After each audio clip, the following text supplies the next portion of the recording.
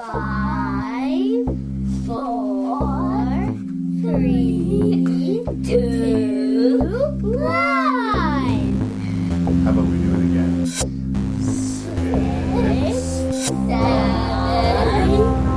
4, 3, 2,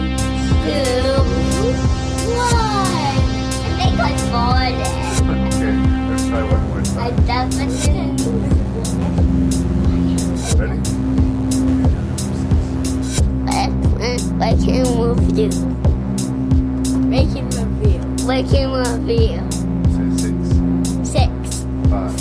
5, 4, 3, 2, 1.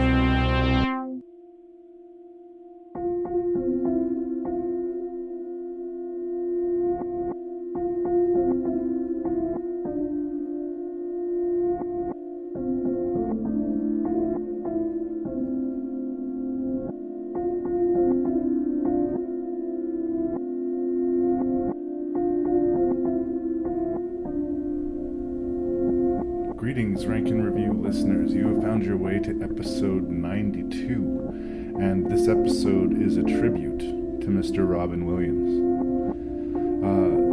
There's all sorts of controversy and confusion, it seems to be, around the death of this very talented, very funny individual.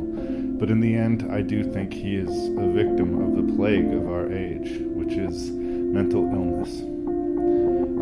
It's unfortunate that he is going to be largely remembered as sort of the tragic end that he sort of led to, as opposed to all of the smiles and laughter that he has given to a lot of people.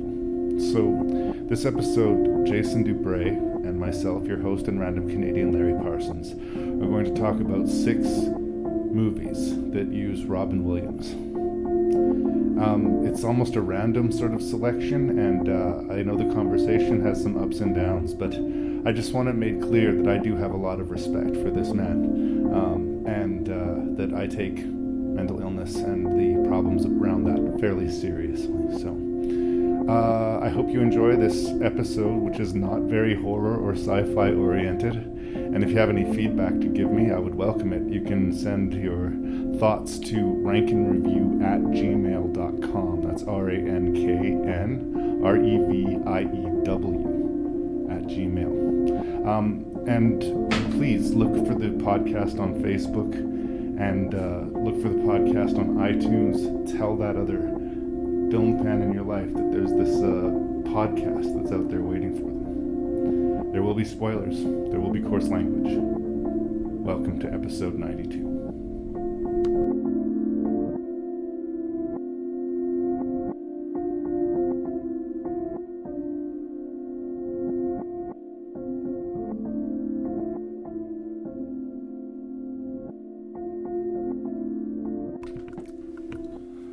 So I've got Jason Dubray in my creepy basement, and we're going to talk about Robin Williams, who left the world. When was it? It was August 11, 2014. You know something was weird about that day? What's that? That's the day of my grandfather's funeral, and so it was obviously a very busy day. Right. And then family went up to the lake at the very end of this. And then I turn on my iPad, and the very first thing I see is Robin Williams has died. And I'm like, what the heck happened? And then start to read it. So I'll always remember the day that he died, right, because of that.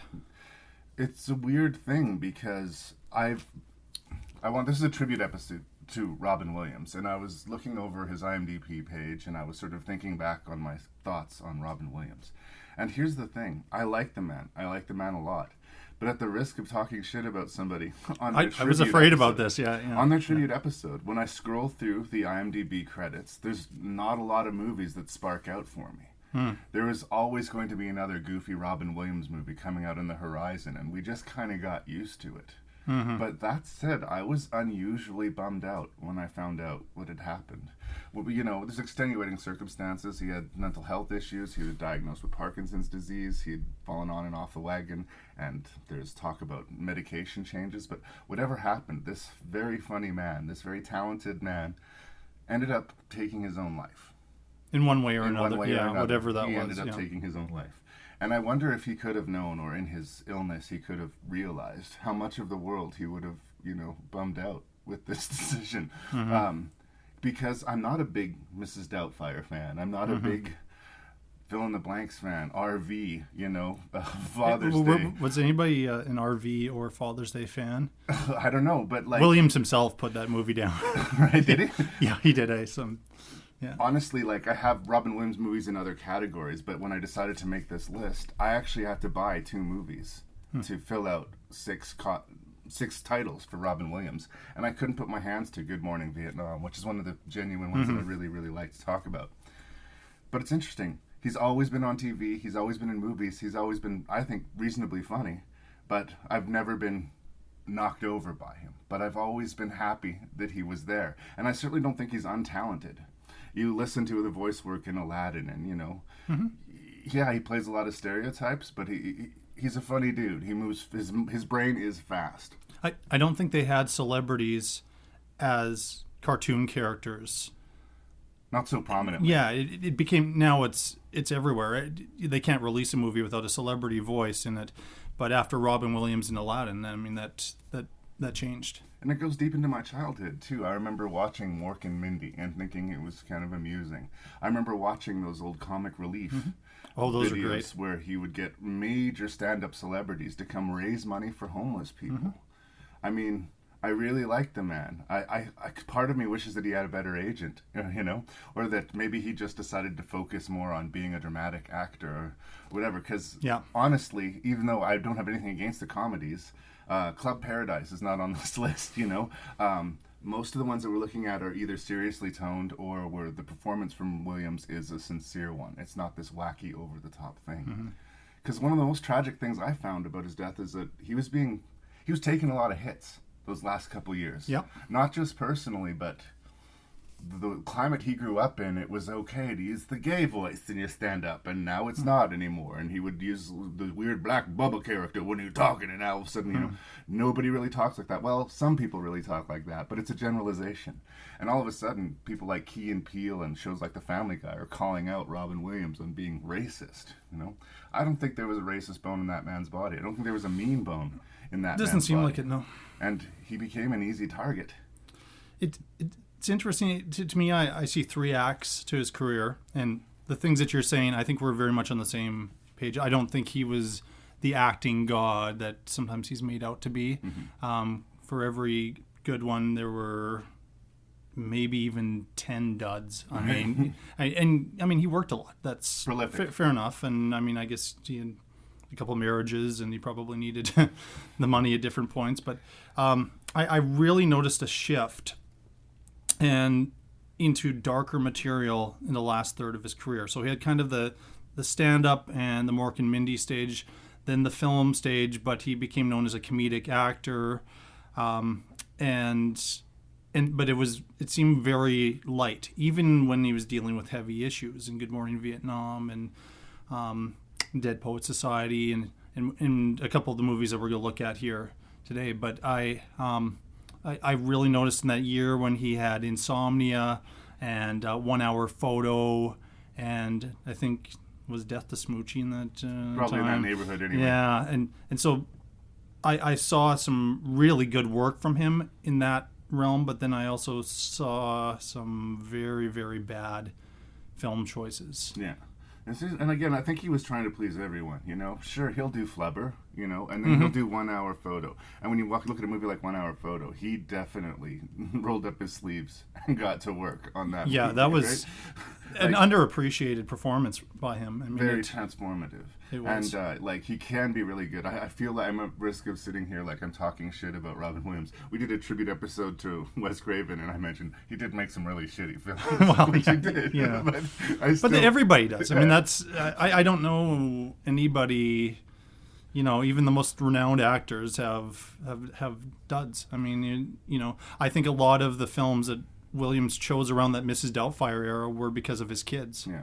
And I think with Mrs. Doubtfire, maybe he was sort of channeling a previous divorce, or like there was something in there that he wanted to Well, to it deal wasn't with. about a guy dressing like a woman. It was about a guy trying to be with his kids and Yeah. willing to do literally anything to Yeah. be with his kids. I understand the sweetness of it, but that movie has always given me cavities. It really just is just not Yeah. for me. Yeah. I think for me, like I think it was probably Good Morning Vietnam. I think, did he get nominated He did. for that? That was his first nomination. Yeah, he got a lot of critical respect for that. Even though it was very much him being Robin Williams, there was just a little bit of that dramatic edge in there.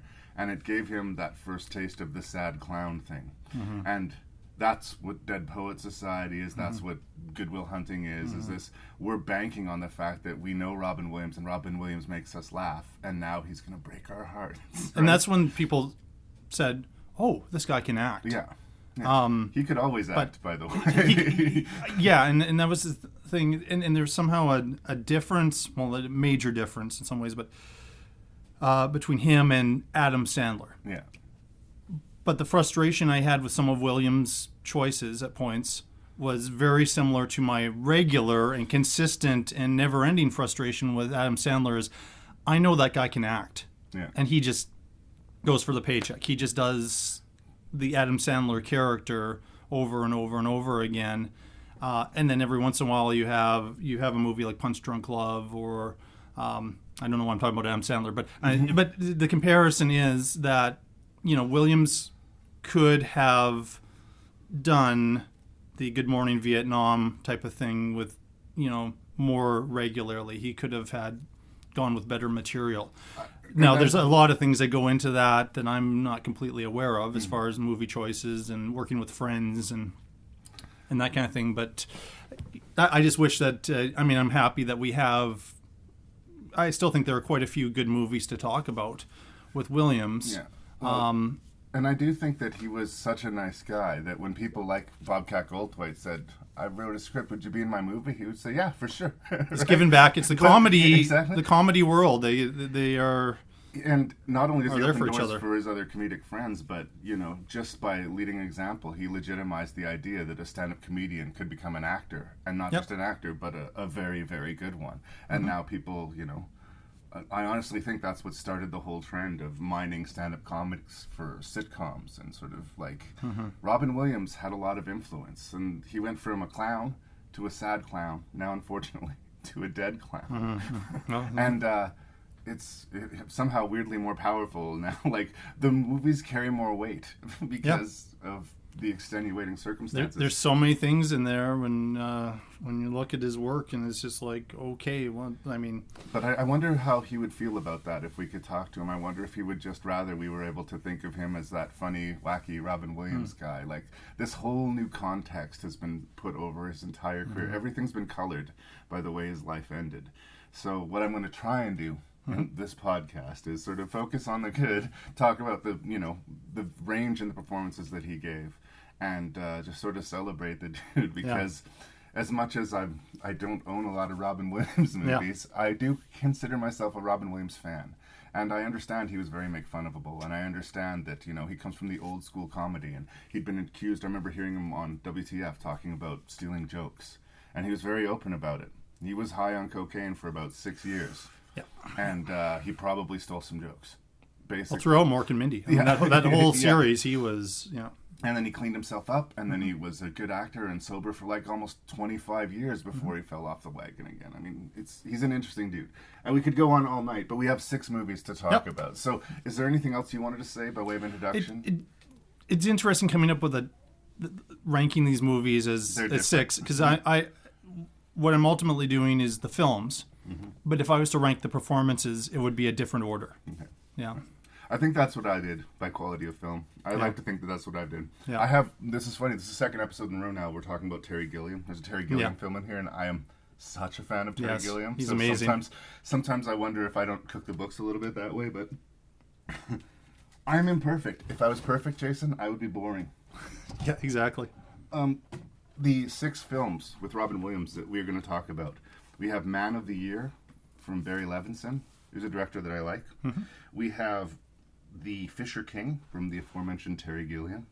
We have a tough little comedy called World's Greatest Dad from writer-director Bobcat Goldthwait. We have The Night Listener. Easy for me to say, starring Robin Williams and Toni Collette. We have Steven Spielberg's problematic, at least according to a lot of critics, Hook, and we'll wrap it up with the one that got him his Academy Award, Good Will Hunting. Politicians are a lot like diapers. They should be changed frequently and for the same reason. Tom Dobbs was the biggest name in fake news. More and more people are watching your show, Jon Stewart, Bill Maher, for news. How crazy is that? Until the day he decided to stop going for laughs Maybe you should run for president. and go for votes instead. Tomorrow, I will officially announce my candidacy for president. Brace yourselves, people. It's now time for the campaign. From Barry Levinson, the director of Rain Man, Wag the Dog, and Good Morning Vietnam. He's in the debate. You want to know my history, basically? I did inhale because I thought, what the hell? It's lit. It's in my hand. I'll inhale it. When I was a young boy, I used to look at pictures of naked ladies. I just farted a little while back there. If any of you wanted to ask. He's not a puppet. I support hydrogen cars. It's weird because you're backed by oil companies. And if you're representing special interest groups, maybe we should be like NASCAR. The little patches on the back. Enron. We take your money and run. Smackdown. He's not politically correct. 4 million illegal aliens are crossing the border with bedroom sets and night tables. He's a one-man party. You don't have to have amendments against same-sex marriage. Anybody who's ever been married knows it's always the same sex. He sounds different. Don't know what to do with it. But what started as a joke Have you given any thought to what the makeup of your cabinet might be? Well, I've always been a big fan of hardwoods like teak or mahogany. is about to end up in the Oval Office. At 1:23 East Coast time, the free world will now be led by a comedian. Whoops. So I've talked about Barry Levinson in the past. I think he's a good director. I like that he picks different projects. Once again, he takes big swings, and he was pretty tight with Robin Williams. Yep. Before this, they made a deeply strange film called Toys. which I remember that. I almost would want to talk about, but I think it's currently out of print. It's not really easy to get your hands to. But that movie is capital F fucked. I don't even know that it's good, but I kind of like that it exists. Yeah, me too.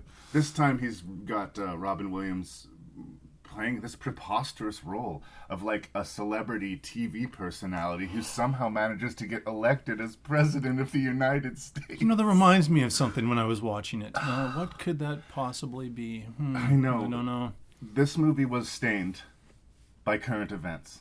It really was for me. The two things that worked against this viewing of watching the movie, which I don't think is a bad movie. I don't think it's amazing, but I certainly don't think it's bad. But the two things working against me was the swearing in of Donald Trump as President of the United States made this not feel like it was satire. It makes me feel like when Kanye West says Kanye West for President 2020, that's a completely reasonable thing. No, it is. It's officially like that is allowed. If you're rich and you're popular, you can be president. So that rubs me the wrong way because it's just too close to home. The satire doesn't work. Or it did work. It was prophetic because Yeah. this was 2006, so 10 years. Levinson before this happened. Levinson had made a different political thriller called Wag the Dog, which Yes. is amazing. And I think Much better, it's actually. so much better than Yeah. this one that's the That's the other thing problem. that kind of takes away from it. This is from the man who did Wag the Dog, which, to be fair, was based on a good novel and was adapted in part by David Mamet. There was a lot of people here. This one he just wrote and directed himself to give Robin Williams a really good role. You cast Robin Williams as a stand-up comedian who, you know, decides he's going to run for president just as a lark, as a statement against the system. And he wins. It's like I heard someone refer to Donald Trump as the dog who caught the car. Like, the dogs chase the car, but what would they do if they caught it, right? Well, we're going to find out. And this is the movie. Robin Williams is elected president of the United States, and he has to deal with it. And his modus operandi of keeping it real and keeping it light and keeping people laughing seems to be surprisingly effective. Until, of course, the powers that be start to close their fist around him. What did you think of Man of the Year? Well, no, I wanted to defend, unfortunately. I mean, like, you know, I don't know why I need to defend it. I think the idea behind it was if Jon Stewart ran for president, because He's the TV show that Robin Williams' character has is supposed to be kind of a version of The Daily Show. But, you know, it was very... It just felt like a simplified version of that. I saw this in theaters, and I really liked it when it first came out. watching it this time, for whatever reason, I spotted a lot more problems with it. And there's really two movies in here, and there's a movie I really like, which is not a comedy at all, but is kind of a paranoid thriller. Yeah. And then there's the comedy movie. And my problem with it is that I don't think the comedic, satiric part of this, which centered around Robin Williams, was that funny, even though they had a lot of people who are very funny people around there. him. But I think Levinson, as he does, he lets actors kind of be themselves and improvise. I think they were just kind of allowed to sort of spitball and try different things, and they kind of cut it together. But the laughs felt very, very forced this time. A lot of the scenes where it was Robin Williams in front of a crowd, I guarantee you, it was like, go riff, Robin. Right? But even scenes, some of the scenes with Christopher Walken, for example, I really, really, really like Christopher Walken. He's another guy, if we were having a similar type of show, we'd be like, okay, he did that and that and that. But wow, like, he is Christopher anything for a dollar Walken, but he usually gives you your money's worth. He never disappears into a role. And in fact, he's in this movie with Jeff Goldblum, who's another actor just like this. I like both of them, but they never vanish, right? I always know I'm looking at Christopher Walken and Jeff Goldblum. There's a very specific sort of thing that they bring. Lewis Black is a very talented comedian, political comedian in there, but there wasn't anything funny about his character. It's almost like, they let Robin Williams go, but they kept him sort of... I couldn't help but wonder if there was some stuff cut out with the Lewis Black character. I'm sure there was a lot of stuff cut out. Because, I think he's a funny person, and in a way, it seems like he should almost be doing the Robin Williams role, right? He's been authentically working the stage for the last 10 years. Not that Robin Williams isn't a stand-up comedian, but he's been mainly an actor since the late 80s. It seemed to me like you've got Lewis Black, let him do his thing, let him off the leash. What I felt with Lewis Black is that he was really thrilled to be in a Barry Levinson movie and be surrounded by all of these celebrities. He's always got this nice warm smile on his face, which is completely antithetical to the persona that he usually runs. Like, Lewis Black is a comedian who will fucking die on stage. He'll be halfway through a rant and something will pop in his head and flop. I saw him when he was in Saskatoon. I mean, he was... I was the only one the group I was with. I was the only one who enjoyed it. But he's just screaming. Well, yeah. But again, he's fine in the movie. But I felt like they didn't use him for his strength. Same thing with Jeff Goldblum. He's fine in the movie. He's kind of playing a sleazy politician, but he looks kind of half asleep. It was. I mean, I'm not even sure. It's kind of a one note. If you have Goldblum, if I have Jeff Goldblum in my movie, I'm going to use him a lot better than that. But I don't know. Levinson, same thing with Wag the Doll. You look all over the screen, and there's amazing actors who are in it for a scene and then disappear. And I think that's the benefit of being Barry Levinson. You can make a phone call and say, can I get a couple days out of you, Jeff? But yeah, absolutely. But there are other filmmakers like this, and they seem to use the talent better. Like Robert Altman was like this. That if anybody, he could call up anybody, and they'll be in the film, but they'll have a moment, which is great, whether they're playing themselves or they're playing a character. Also, Woody Allen, God bless him, or some people hate him, but I don't. I happen to like him. Depends on the day. He finds, a moment for all of these because he's worked with almost everybody. He will justify why he has chosen to have this uber celebrity there. And I think, honestly, after a while, I mean, he's trying to make a good movie, but he wants to have his peeps around him, right? And, if it's not a big, great role for Jeff, but it'll be great to have Jeff around. Yeah. That's just about Jeff, though. I think he's just happy to be part of different projects and just work with people. He's a good guy. But it's interesting we've gotten this far into it, though, and we haven't talked about... Sorry, did I interrupt you? No, go ahead. We've got this far into it, and we have not spoken about Laura Linney. Yeah, that's the half I was getting to, and that's the half of the film I really like. Right. Yeah, so she's working for this company that have found a more efficient way to do the computer voting. Yeah. But she finds a glitch, which would be very, very embarrassing to the heads of the company, and Jeff Goldblum is, of course, one of them. It's a glitch that could alter it affected the the effect result of the election. He was not supposed to win the election. This glitch is why he won the election. The people did not actually vote in this crazy son of a bitch, not like the real world. It was an accident. And this is the good and bad thing about it, because I get that as a sort of a plot point, so they didn't have to justify the unbelievable premise that some celebrity would be elected in such an important office. Yeah. But the powers that be that are trying to shut her up should have either fucking killed her or left her as a crazy person. Like, it seemed like they were tipping their hands so badly. They were so aggressively shitty to her that, like, I just believed they would kill her. It seemed like... Well, they were, I mean, they are probably later on when they realize the crazy thing is, because they make her seem crazy. They drug her, you know, and that's not working, because as unbelievable as it is, Robin Williams' character kind of starts to listen to her, and that's where the two plots get connected. And then you know, if they're going to kill her, you know, they're starting to plan to do that, but it's too late by that time. It would look bad at this point. But she was so good. If she died in a mysterious car accident, it would look bad. Laura Linney's always good. She's a very competent actress. But her movie would have been more interesting to me. I think you're right in that she was in a different movie, but I'm not sure if that was Levison's script or her performance. I wonder how comfortable she is with comedy.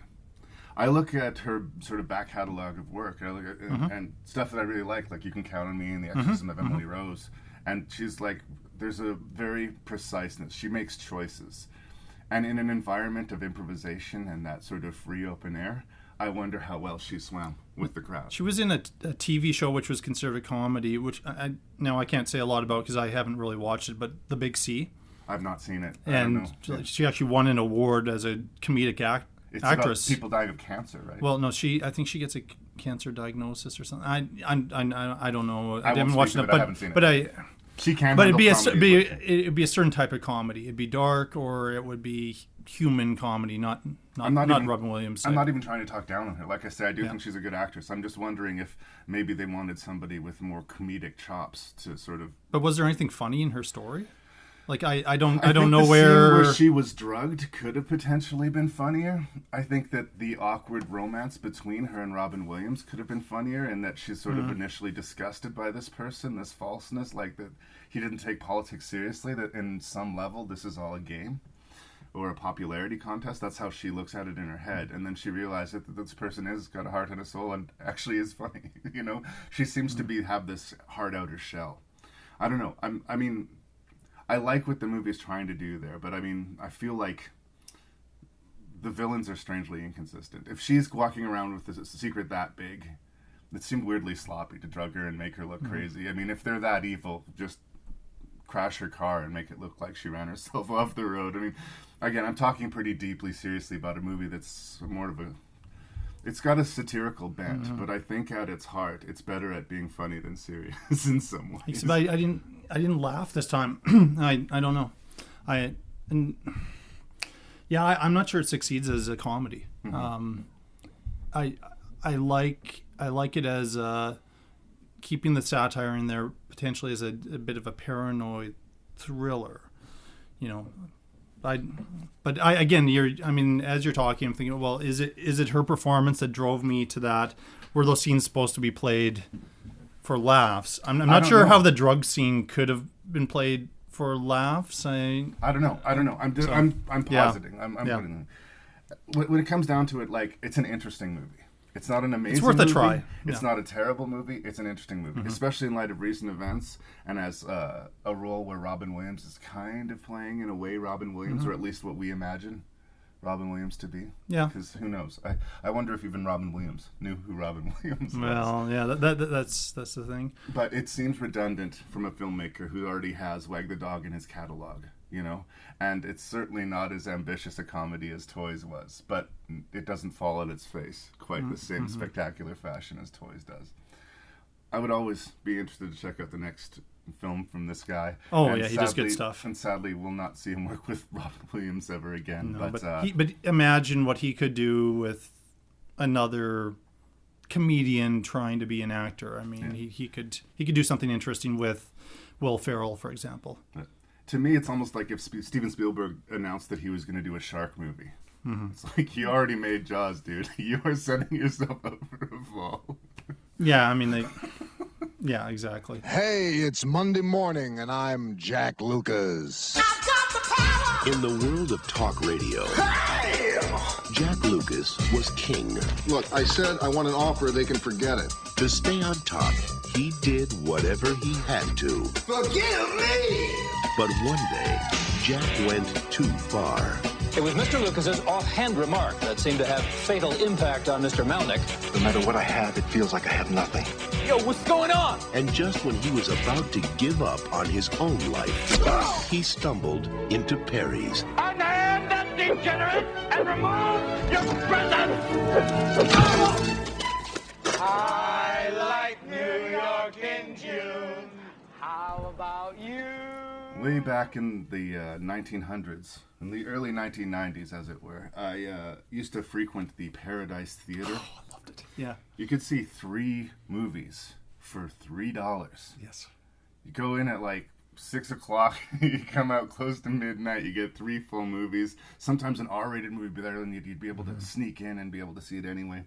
And for somebody who didn't have much of a social life and loved movies, this was where I spent a lot of my time because I'm a sad person. For some reason, The Fisher King hung around at the Paradise Theater. It was there for, I'm sure, over a month. And I ended up seeing it in theaters several times. Well. And as in the previous episode when we talked about Time Bandits, I've already admitted that I am a huge fan of Terry Gilliam. And being able to see this movie 4 or 5 times on the big screen, wow. I'm almost not rational about The Fisher King. I think that The Fisher King is fan-fucking-tastic. I really, really do. I think it's one of Robin Williams' best performances, and I think it's one of Jeff Bridges' best performances, and I think it is Amanda Plummer's best performance. And on top of that, you've got this delicious Terry Gilliam madness, which is what he deals in. His movies are all, on some level, a little bit crazy. Telling the story about 2 people who are broken. A radio disc jockey who's sort of a hothead John Gormley or Howard Stern type of figure who's just always pouring poison politics in people's ear and being as extreme and aggressive as possible. He gets his poison into the ear of a broken individual out in the world who goes to a nightclub and shoots the place up. Robin Williams is at said nightclub with his wife. His wife is brutally killed in front of him, and he ends up basically turning into a homeless vagabond, running around the streets, hallucinating, talking to himself, going on imaginary quests. Our disc jockey, the dude, manages by happenstance to bump into Perry, even before he understands the relationship they have with each other. And a strange relationship springs between them, which eventually ends up in a ludicrous quest to find a, quote, holy grail and repair both of their broken psyches. It is a fantasy. It is on some levels kind of ridiculous and crazily sentimentally romantic. But as I've said, I am 100% on board. Where do you land on The Fisher King? The Fisher King, I set the table like that. Yeah, I am probably 200% on board. I had a different experience because I didn't see it in the movie theater. I saw it initially on VHS. I think the first time I saw it, I was too young to get it. Right. And I was like, what is going on? And this is one of the most celebrated movies of the year. But then it grew on me. I watched it several times, and I think that idea of watching it and it'd be amazing to see it on the big screen 4 or 5 times. 91, I think that was a year I really hardcore committed to being a movie nerd. You were a movie guy. I was. This is it. This is my lifelong pact. And there were several really, really good movies that year. I think The Fisher King should have been up for Best Picture. It was the year for several other films, but it was a very good year. I mean, this business they have now with the 5 to 10 nominees, in some years they don't deserve 3 nominees. That was a year where they could have had 10, and they would have all been. Almost every movie that came into theaters could have been nominated for something. Yeah. So- Well, I mean, that year, Boys in the Hood, Thelma and Louise. There's a movie the other one that didn't get nominated that I think should have been in the top 5 is a movie called Grand Canyon. Oh, yeah. I love The Fisher King. I hadn't watched it in a few years, and when watching it this time, I thought, okay, now I have to look at it again and be a little more critical. Be a movie critic. Fair enough. And it is sentimental, as you said, but I think it earns every single moment of sentiment in there. Yeah. I mean, it's a film that really, really moves me the more I see it. And everybody is good in this movie. Yeah. And this is when I first kind of discovered Jeff Bridges. And Jeff Bridges, I think, when my initial viewings of it, I thought, okay, Robin Williams got a lot of attention for this, but what happened to Jeff Bridges? I mean, he should have been a candidate for Best Actor for this movie. Perry's the most showy role. It's the showy role gets the nomination. Yeah. But yeah, I don't think Williams' performance would have been as good if it wasn't for Jeff Bridges, and Williams acknowledged that. Yeah. But now watching it this time, I mean, there is, and knowing a little bit more about, human psychology, everything that Robin Williams does in this movie is spectacular. And this is a Robin Williams movie. We were talking about kind of the serious ones, which aren't Robin Williams, and the ones that are. This is, to me, a Robin Williams type of performance, but the best of that, where he does use his comedian and his improvisational qualities, which were like his mind. He thought of things faster than anybody else, and he used so much, but yet he also played the dark scenes so well, and he was the horror and the pain and the trauma of this character is heartbreaking, yet he's got so much life, and he wants the best, and then Bridges is so dark and so cynical, and it was just a perfect idea. I think it's Terry Gilliam's best film. You may disagree with me on that one. The other person you didn't mention in there is Mercedes Ruehl. She won the Academy Award for this. I thought her career might take off a little bit more than it did, but I was watching closely what she was doing. It's absolutely fabulous, everything that she does in that movie too. All the 4 leads are great, and I really have no criticisms of this movie. I think there's one shot where I saw a tiny editing mistake, continuity thing, but that's nothing. And there was so much being balanced on this. Okay, Yes. So you've got 2 romances. Yeah. You got Amanda Plummer and Robin Williams, Mercedes Ruehl, and the dude, because Jeff Bridges is always. He wasn't the dude at that point. He was a few years off from being the dude, but he'll always be the dude. He's going to be the dude. Yeah. I fucking love him as the dude so much. So yeah, we've got that. We've got this back and forth between the 2 main characters, and that I think it's fascinating to me when does Robin Williams recognize who this man that he saved is? The first time he sees Bridges, he rescues him from a bunch of people who are just savagely beating up homeless people, which was happening. It was all over and in New York. That was. And there's this moment, and I hadn't noticed it. And like I said, I've seen it a lot of times when Jeff Bridges looks and turns and sees him, and he looks at him, and I swear to God, it recognizes on Robin Williams' face. He sees who this is, he recognizes who it is, and then he forgets it. Yeah, we see it read on his face, like it's no words, it's nothing. Like, and not only does he continue to be this man's friend after that, even though he, holds him responsible for the death of his wife, like he engages.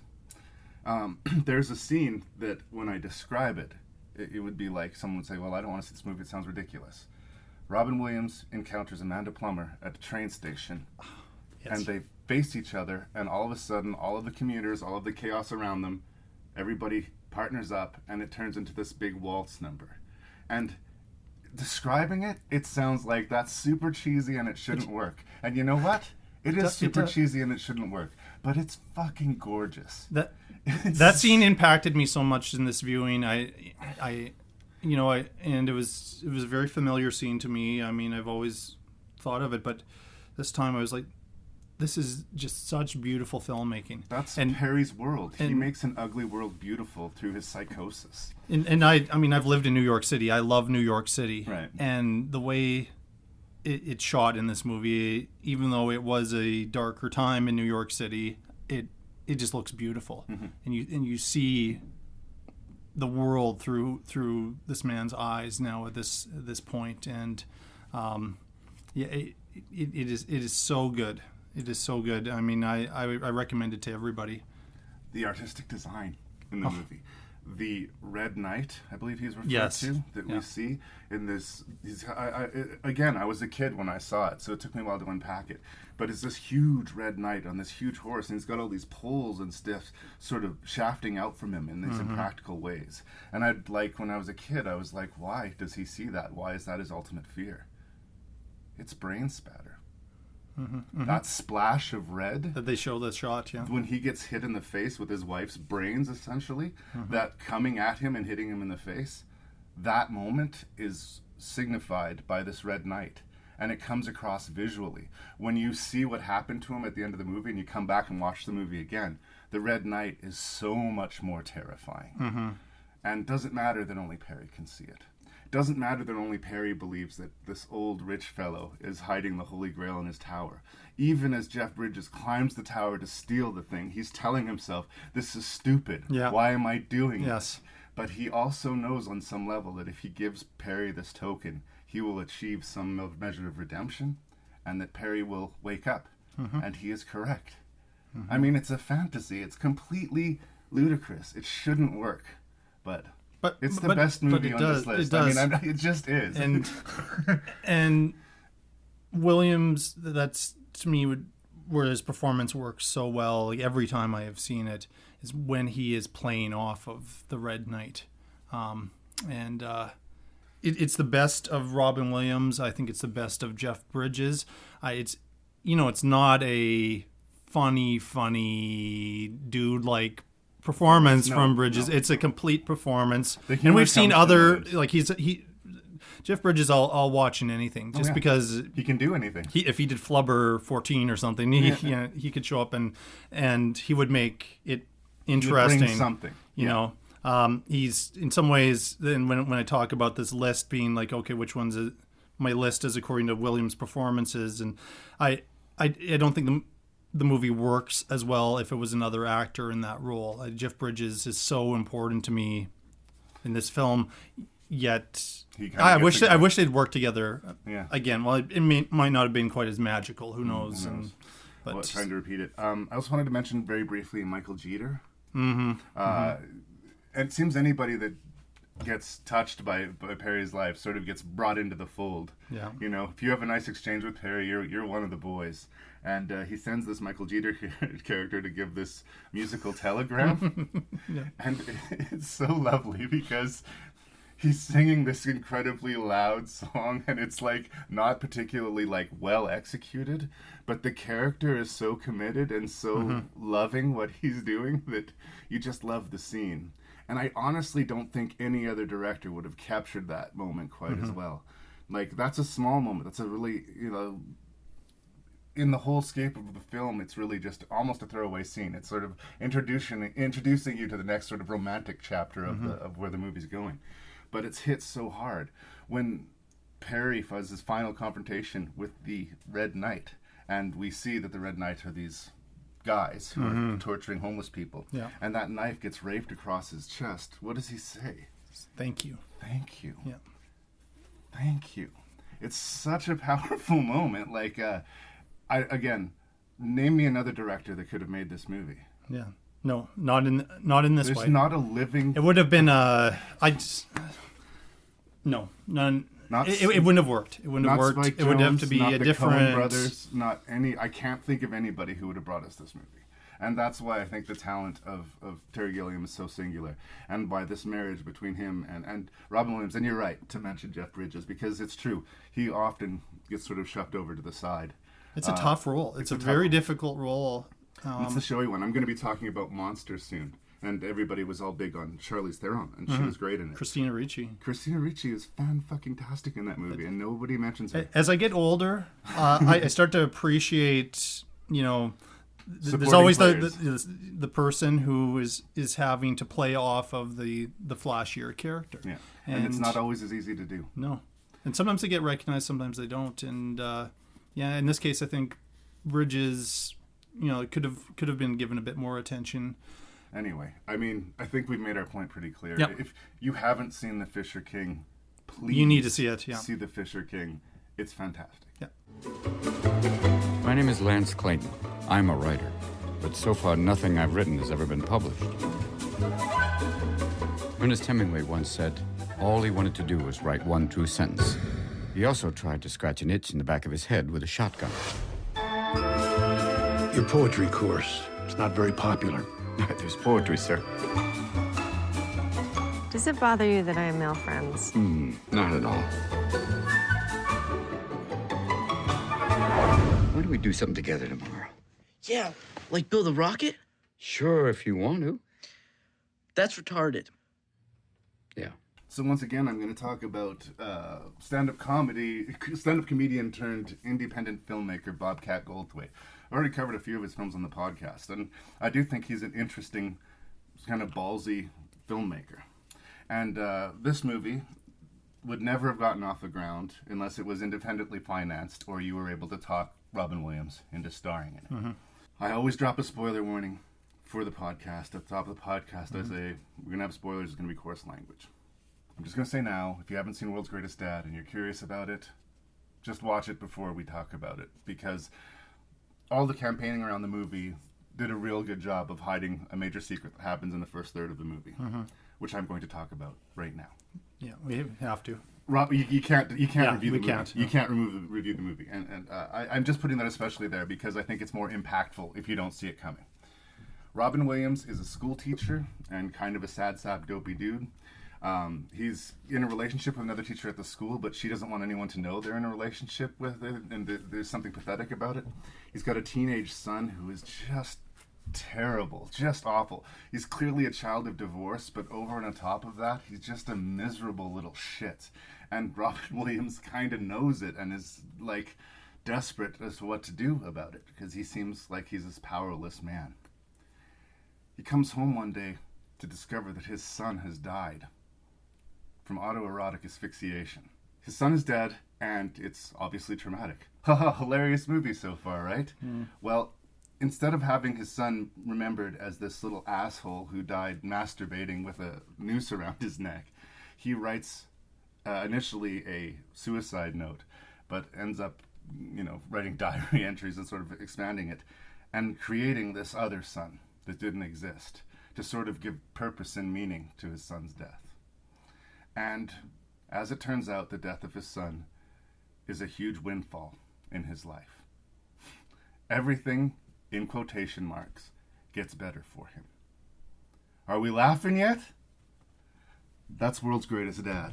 What did you think? My favorite movie critic is Roger Ebert. Okay. And I think he updated this book every year, and he would talk about this thing called I hated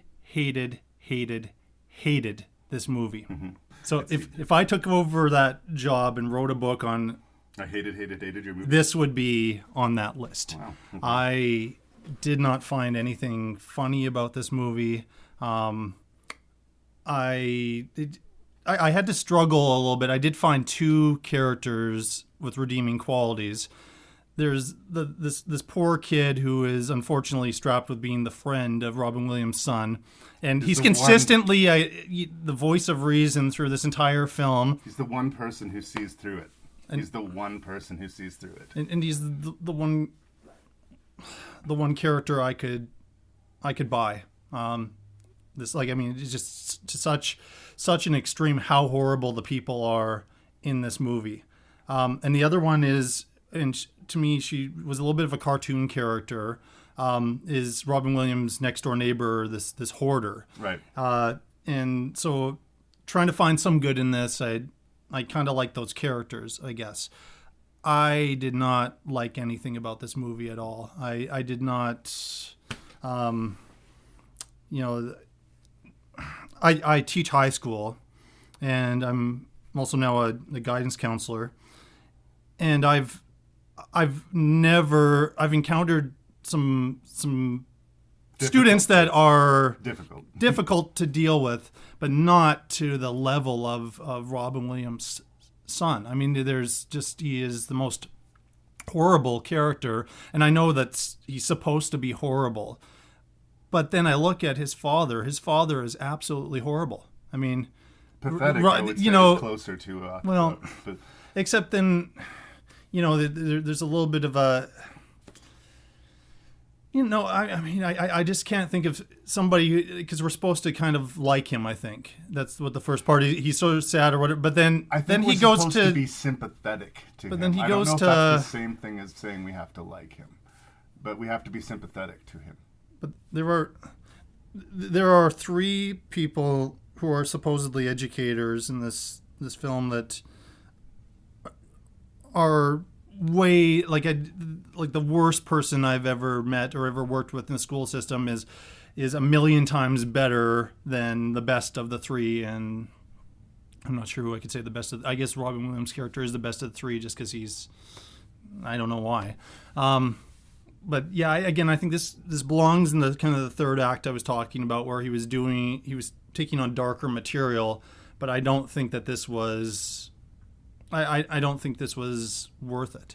No. And I know a lot of people like this film, and it has a bit of a cult following, as I understand it, but it's a hard film to like. It's a hard film to like because of how fucking brutally dark it is. And I'm a person who likes dark comedies, but in a way I feel like it didn't pull the trigger on being a dark comedy as much as it.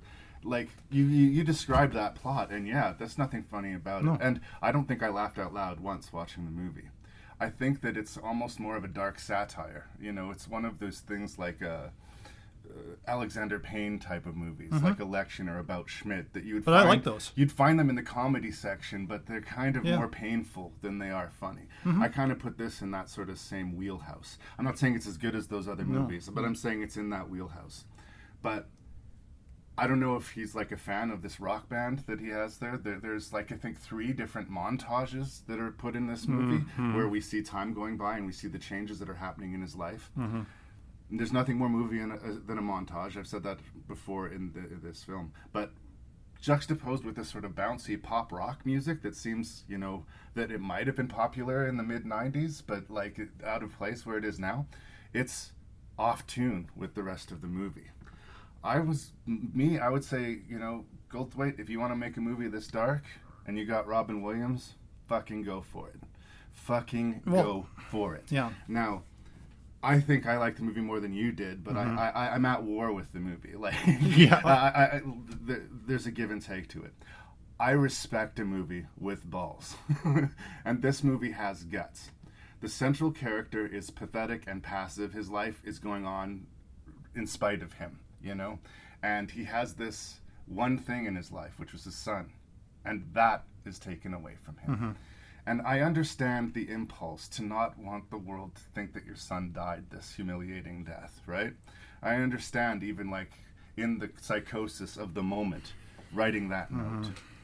But the longer that the subterfuge goes on, the more horrible you become, and the more awful the inevitable unspooling will become. But faking your kid's suicide too. I mean, it was a suicide. He killed himself. He he made did. It look like it was this poetic thing that happened instead of that he died.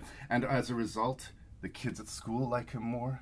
His girlfriend goes out in the open with the fact that they're together. People are bringing food to his house. People start taking him seriously and respecting him. And it's all built on this terrible lie.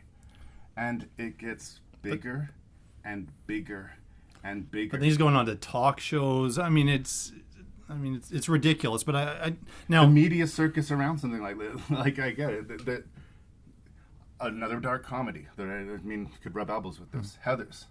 Yeah. Objectively, especially as a school teacher, I could see you watching Heathers and just going, "Oh my fucking god!" The popular kids start killing themselves. Ergo, suicide becomes the popular thing. That's not quite the. But that happens. And Heathers, I think, makes a point. Heathers, I think, is a superior film. Absolutely. To this. Absolutely. But I think in what it's trying to say, in the way the media would treat people, in the way that somehow having your son commit suicide makes you a richer, nobler person somehow. I mean, these are not tough or easy subject matters to grapple with. I think what redeems it somewhat for me, and again, I'm sort of like Man on the Year. I can't say that it's a great movie, but I'm not with you that I think it's fucking awful, is this fairly powerful moment at the end of the movie where Robin Williams spills the beans and goes from being the community hero to the community pariah. That worked for you. Walks to the swimming pool, strips himself naked, and dives into this pool in this sort of baptismal moment. With the pop music in the back. Again, I really don't like that choice. I swear Goldthwait must be buddies with the guys in that band, because I'm pretty sure it was always the same band. But I think that he earned that moment. Nobody else thinks that he's redeemed, but he feels like he got himself out of this. And he goes back to the house with the neighbor who's hoarding and with the one genuine friend who genuinely knew his son and starts to live his life. And at the beginning of the movie, he wasn't living his life. I think there is a journey from this character, for this character. And I think that if you want it, the movie's asking some pretty tough questions. It's gutsy. I don't know who the audience for this movie is. Like, I honestly don't. Well, I wouldn't know how to sell it. I wouldn't say, hey, Mom, you want to watch a great Robin Williams movie? Never. Hilarious story. My friend Karen... Well, some people would have, right? Yeah. My friend Karen, after Robin Williams died, she was on Facebook saying, I'm having a Robin Williams fest, and I want to watch these movies that I haven't seen. I'm starting tonight with World's Greatest Dad. And I was just like, oh my God, worst movie to watch to start off here. Robin Williams is good in the movie. It's a gutsy screenplay. The execution is wonky. I think you might not be giving the movie enough credit, but I also think I might be giving it too much.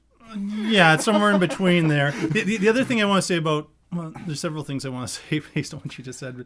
But, when I go back to this with Ebert, when he said, I hate, these were always ambitious movies. So he gave it credit. This movie, by the way. Yeah. He gave it 3 stars. I'm just putting it out there. Yeah, he was still alive when it came out, right? Yeah.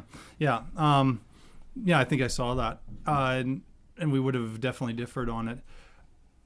It's so funny that the scene that you think redeems it is the one that actually I think makes it so much worse for me. Right. It drove me nuts that I didn't think they earned that moment at all.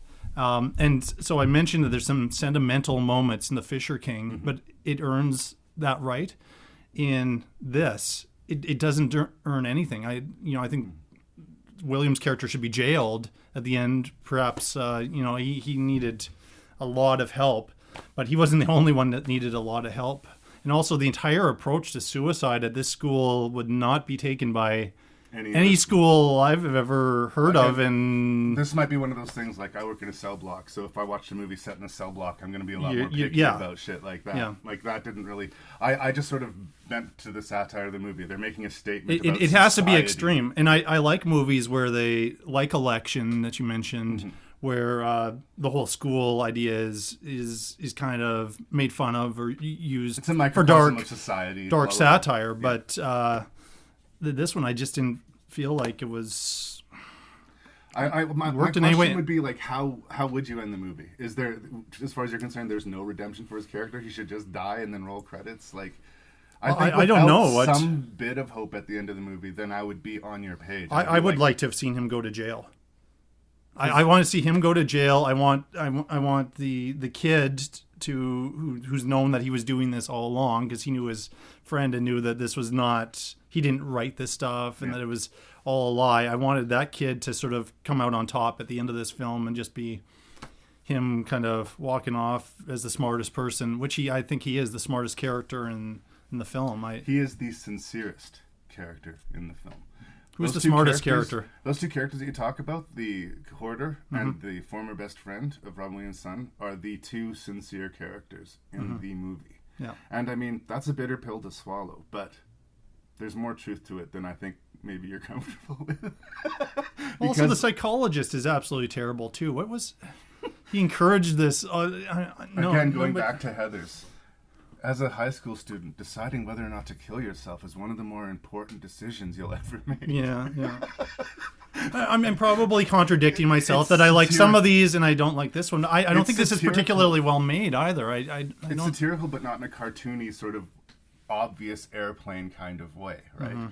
I think in Goldthwait's head, this is a playful movie, and I think maybe the reason that he was keeping it light with the music and the montage and the romantic bit is because the rest of it was so dark. That's why I say just dim the lights and serve us a fucking brutal dark comedy, because that's what this is. Or he had Robin Williams, and everything Robin Williams, some people think, and we're going to be looking at some films where they don't or do a better job of this. He thought there had to be some sort of sentimental moment at the end if Robin Williams is the star of his film, which I disagree with. I think that the redemption or the attempt at redemption at the end would have been built into the screenplay. Obviously, I don't know Goldthwait personally. I think without that, the whole deck of cards falls anyway. But I'm saying, generally speaking, this is pitch black, and the tone is not. The story's pitch black, and the tone isn't. Yeah. And that discordance hurts the movie. Just be real that this is an absolutely brutally dark comedy, and let it be that. And I think that a lot of the bumps in the road would have smoothed out. Now, if we're going to compare endings to dark comedies involving high school students, do you prefer this or do you prefer The End of Election? I guess I would say I prefer The End of the Election because it seems, well, again, both of those characters are irredeemable. They don't change. They're both irredeemable. I hate the Matthew Broderick character. I hate the Reese Witherspoon character. Yes, they stay consistent. But they're not trying to change, right? They're stuck on their path. The difference between those characters and Robin Williams' character is he wants to do better. Well, I don't think he does. Fair enough. As a storyteller, I'll lay out the events exactly as I remember them. Take this with you. We're publishing it next quarter. I want you to believe this, after all. That'll be hard enough as it is. You'll have real questions after you've read it. I've spent over 80 years speaking with him. He told me things that you couldn't imagine.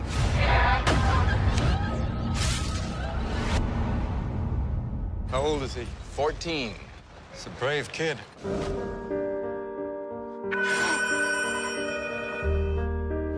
Hi, it's Pete Logan. I was really impressed by your book. Behind every life is a story. I swear it's really you. Why wouldn't it be me? Hello, this is Donna Logan.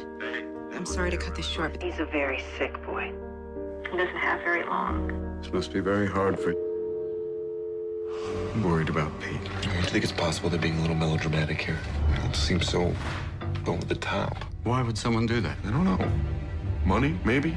To sell a book? There's ways to prove this.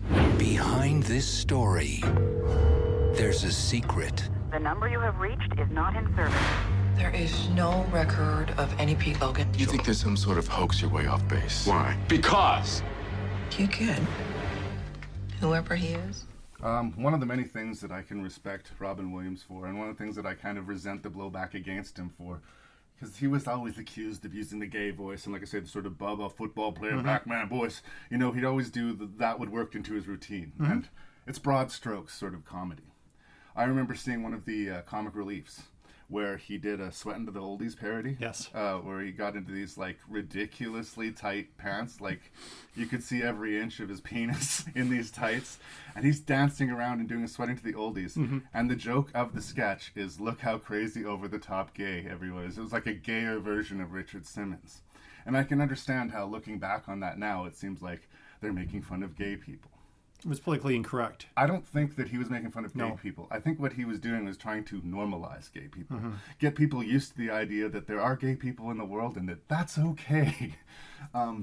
So it's interesting. The reason I'm introducing The Night Listener, the character that he plays is based on a real radio storyteller and who writer, is a homosexual and writer, and who is a homosexual. And Robin Williams plays it, plays that part. But there's nothing flash about. In fact, it's not even super important to the story that he's homosexual. I like that he, throughout his career, like going way back to the 70s and 80s, I think that he was a friend to the gay and lesbian community. And I think it rubs me the wrong way that people accused him, especially in the last few years of his life, that he would play on these stereotypes of black people and homosexual people for cheap, easy laughs. I mean, maybe in 1986 it didn't read like a cheap, easy laugh, but it does now.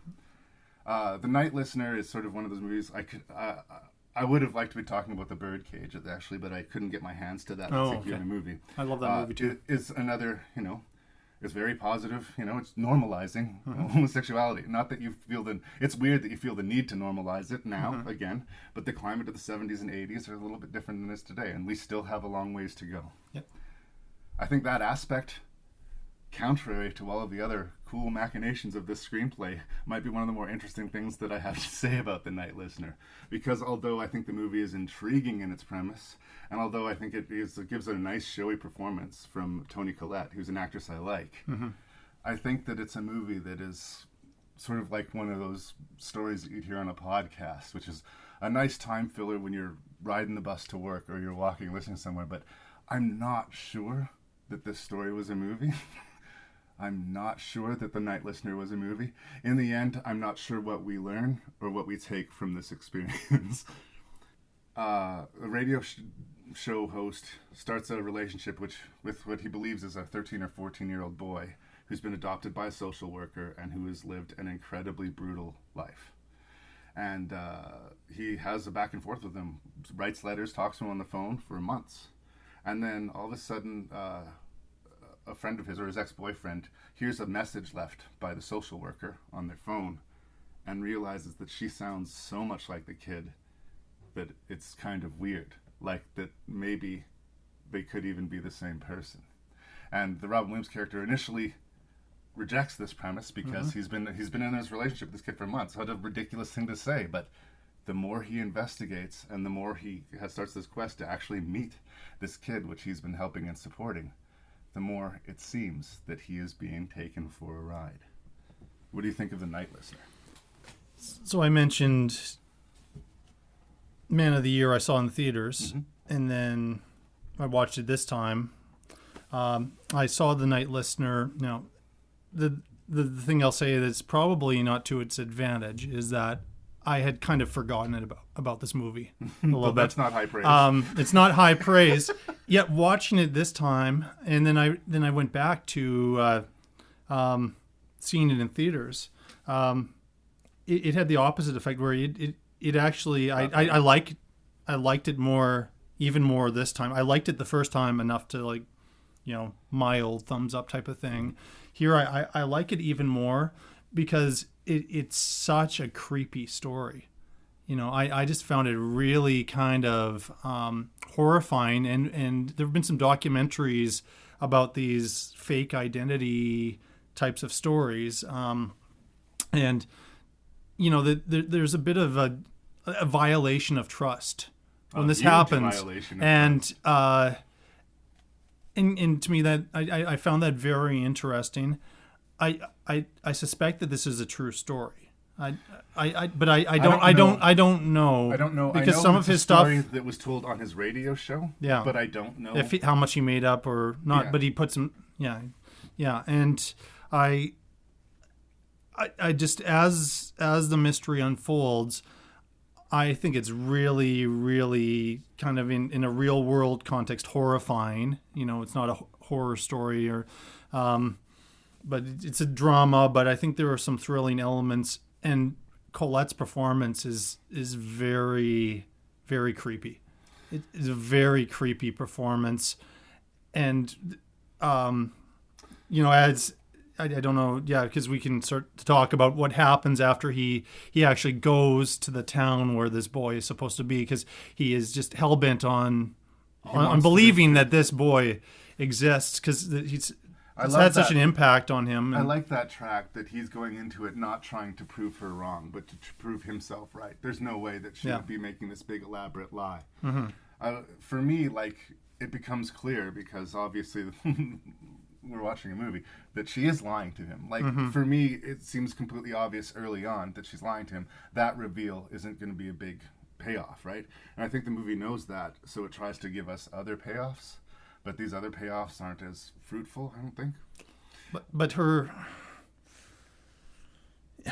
just the way that she is playing the entire community and the whole community, not just her, but the entire community. Everybody in the community all knows the sweet blind lady, and you know, have heard stories about the boy that she looks after, and you know, that she has a terrible past. Like it gets into like that sort of 80s paranoia about like satanic cults in the woods doing terrible shit, and that was really, I don't know, strangely popularized in the late 80s and then sort of disappeared. It turns out that like a lot of that stuff was just air. But she played on that sort of paranoia. So much so that when he starts nosing around the neighborhood asking questions, he gets brutally tasered by a local police officer because they assume he's one of these evil fucking pedophiles. Yes.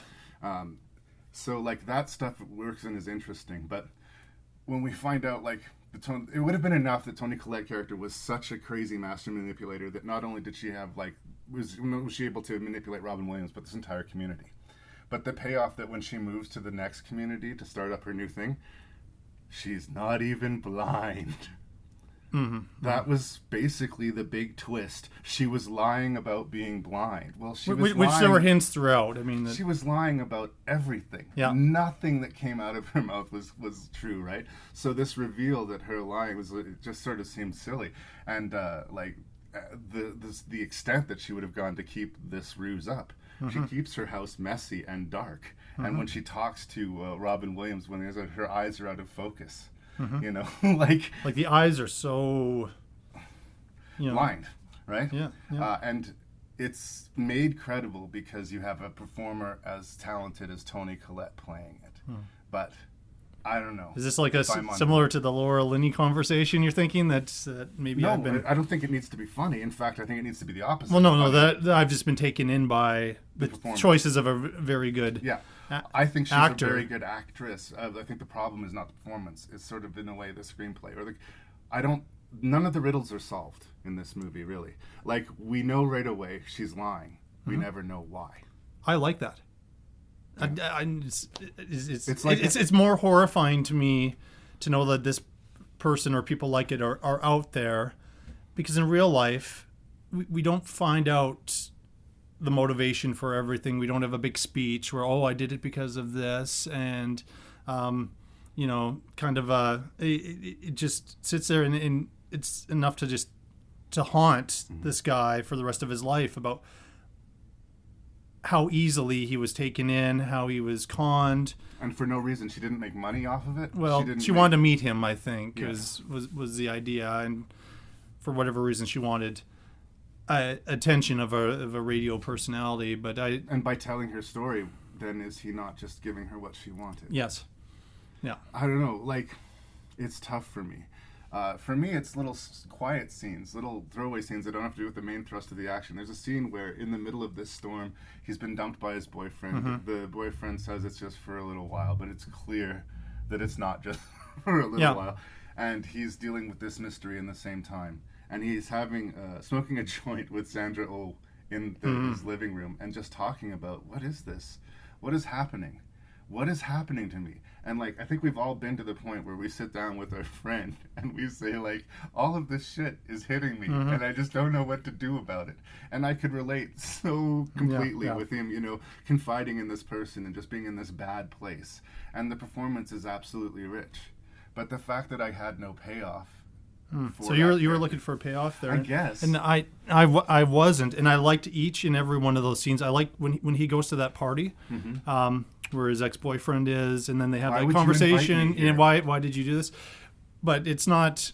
I didn't see anything that was Hollywood about this, and this was a deadpan serious performance from Robin Williams. No jokes. There was no winking at the camera, none of that. And even in some of the better ones we're talking about tonight, that exists. Yeah. And in some ways, I think it weakens the impact of the performance. There was none of that. My favorite Robin Williams performance, it's not this, but it was Awakenings. Right. There was no trace of Robin Williams in that performance. No. And in fact, he wasn't in the showy role. Robert De Niro was in the showier role. So he was the guy reacting off of that, and this was, to me, more he was serving the character and serving the film, right. Which didn't always happen. In some cases, he had no screenplay to work with, and I think directors were just, we have Robin Williams in our movie, let him do whatever he wants. And he actually needs direction. Like they had the a lot of opportunity actors. to do it too. There was kind of an amusing scene when he still thinks he's writing letters to this 13-year-old boy, and he's like, I get totally like horny, but if this chick is watching me all the time, and like I'm a boy, I got needs. So he decides he's gonna buy the kid some nudie magazines, and there's a scene where he goes to the stand where it's in his neighborhood, so the girl would know him, knows who he is, knows that he's gay, and he has to buy these porno rags or whatever. Yeah. They had every opportunity to make that into this whole sort of shticky scene, right? Yeah. And the movie's barely 80 minutes long. It's short. It is short. They really could have done it, but it was the right choice not to, because it's not that movie. Like, I understand what they were going for, but I think that this works better as a story that you hear on the radio and leaves you thinking. I don't know that there was enough here for a movie. I think the fact that they got Robin Williams and Toni Collette got them real fucking close. But maybe this was a short, or maybe this was just what it was meant to be on the radio. I take issue with the fact that he even tells this girl's story in a lot of ways. If I take all of this as absolutely 100% true, and that this Toni Collette is this psychotic, compulsive liar who just, needs to put herself into people's life based on fact or fiction. I mean, she's ill. She needs help. She doesn't need, she doesn't need her reality reinforced, or doesn't need to be made famous or infamous as a result of it. She needs help at best. And I don't know. I like the movie. I want to like it more. What was interesting to me, though, is I think telling the story is more about him. That he is so traumatized by, maybe traumatized is an exaggeration, but he's so stuck with this, I was fooled. For my own good, I need to let this out, and I need to write about it, and I need to express it so that I can, he can find some closure, because none of us have closure when it comes to this story. So kind of, I think I was feeling what he was feeling. He says he's a storyteller, and he mines his life and his friend's life for stories, and that was part of the issue with his boyfriend. And he is given this nugget of this 13-year-old kid who was basically raised in sexual abuse and, according to the story, dying of AIDS or some disease. Because so he's been used. That's too juicy a story for him not to want to believe, and maybe that's the hurt, that he wanted to believe that story. It's an interesting movie. Again, it's sort of in the middle ground for me. It surprised me how highly I regard this little film now, and I find the conversation we're having right now more interesting than the movie. But maybe it was just the experience. It just really it kind of bothered me, actually, in the best possible ways.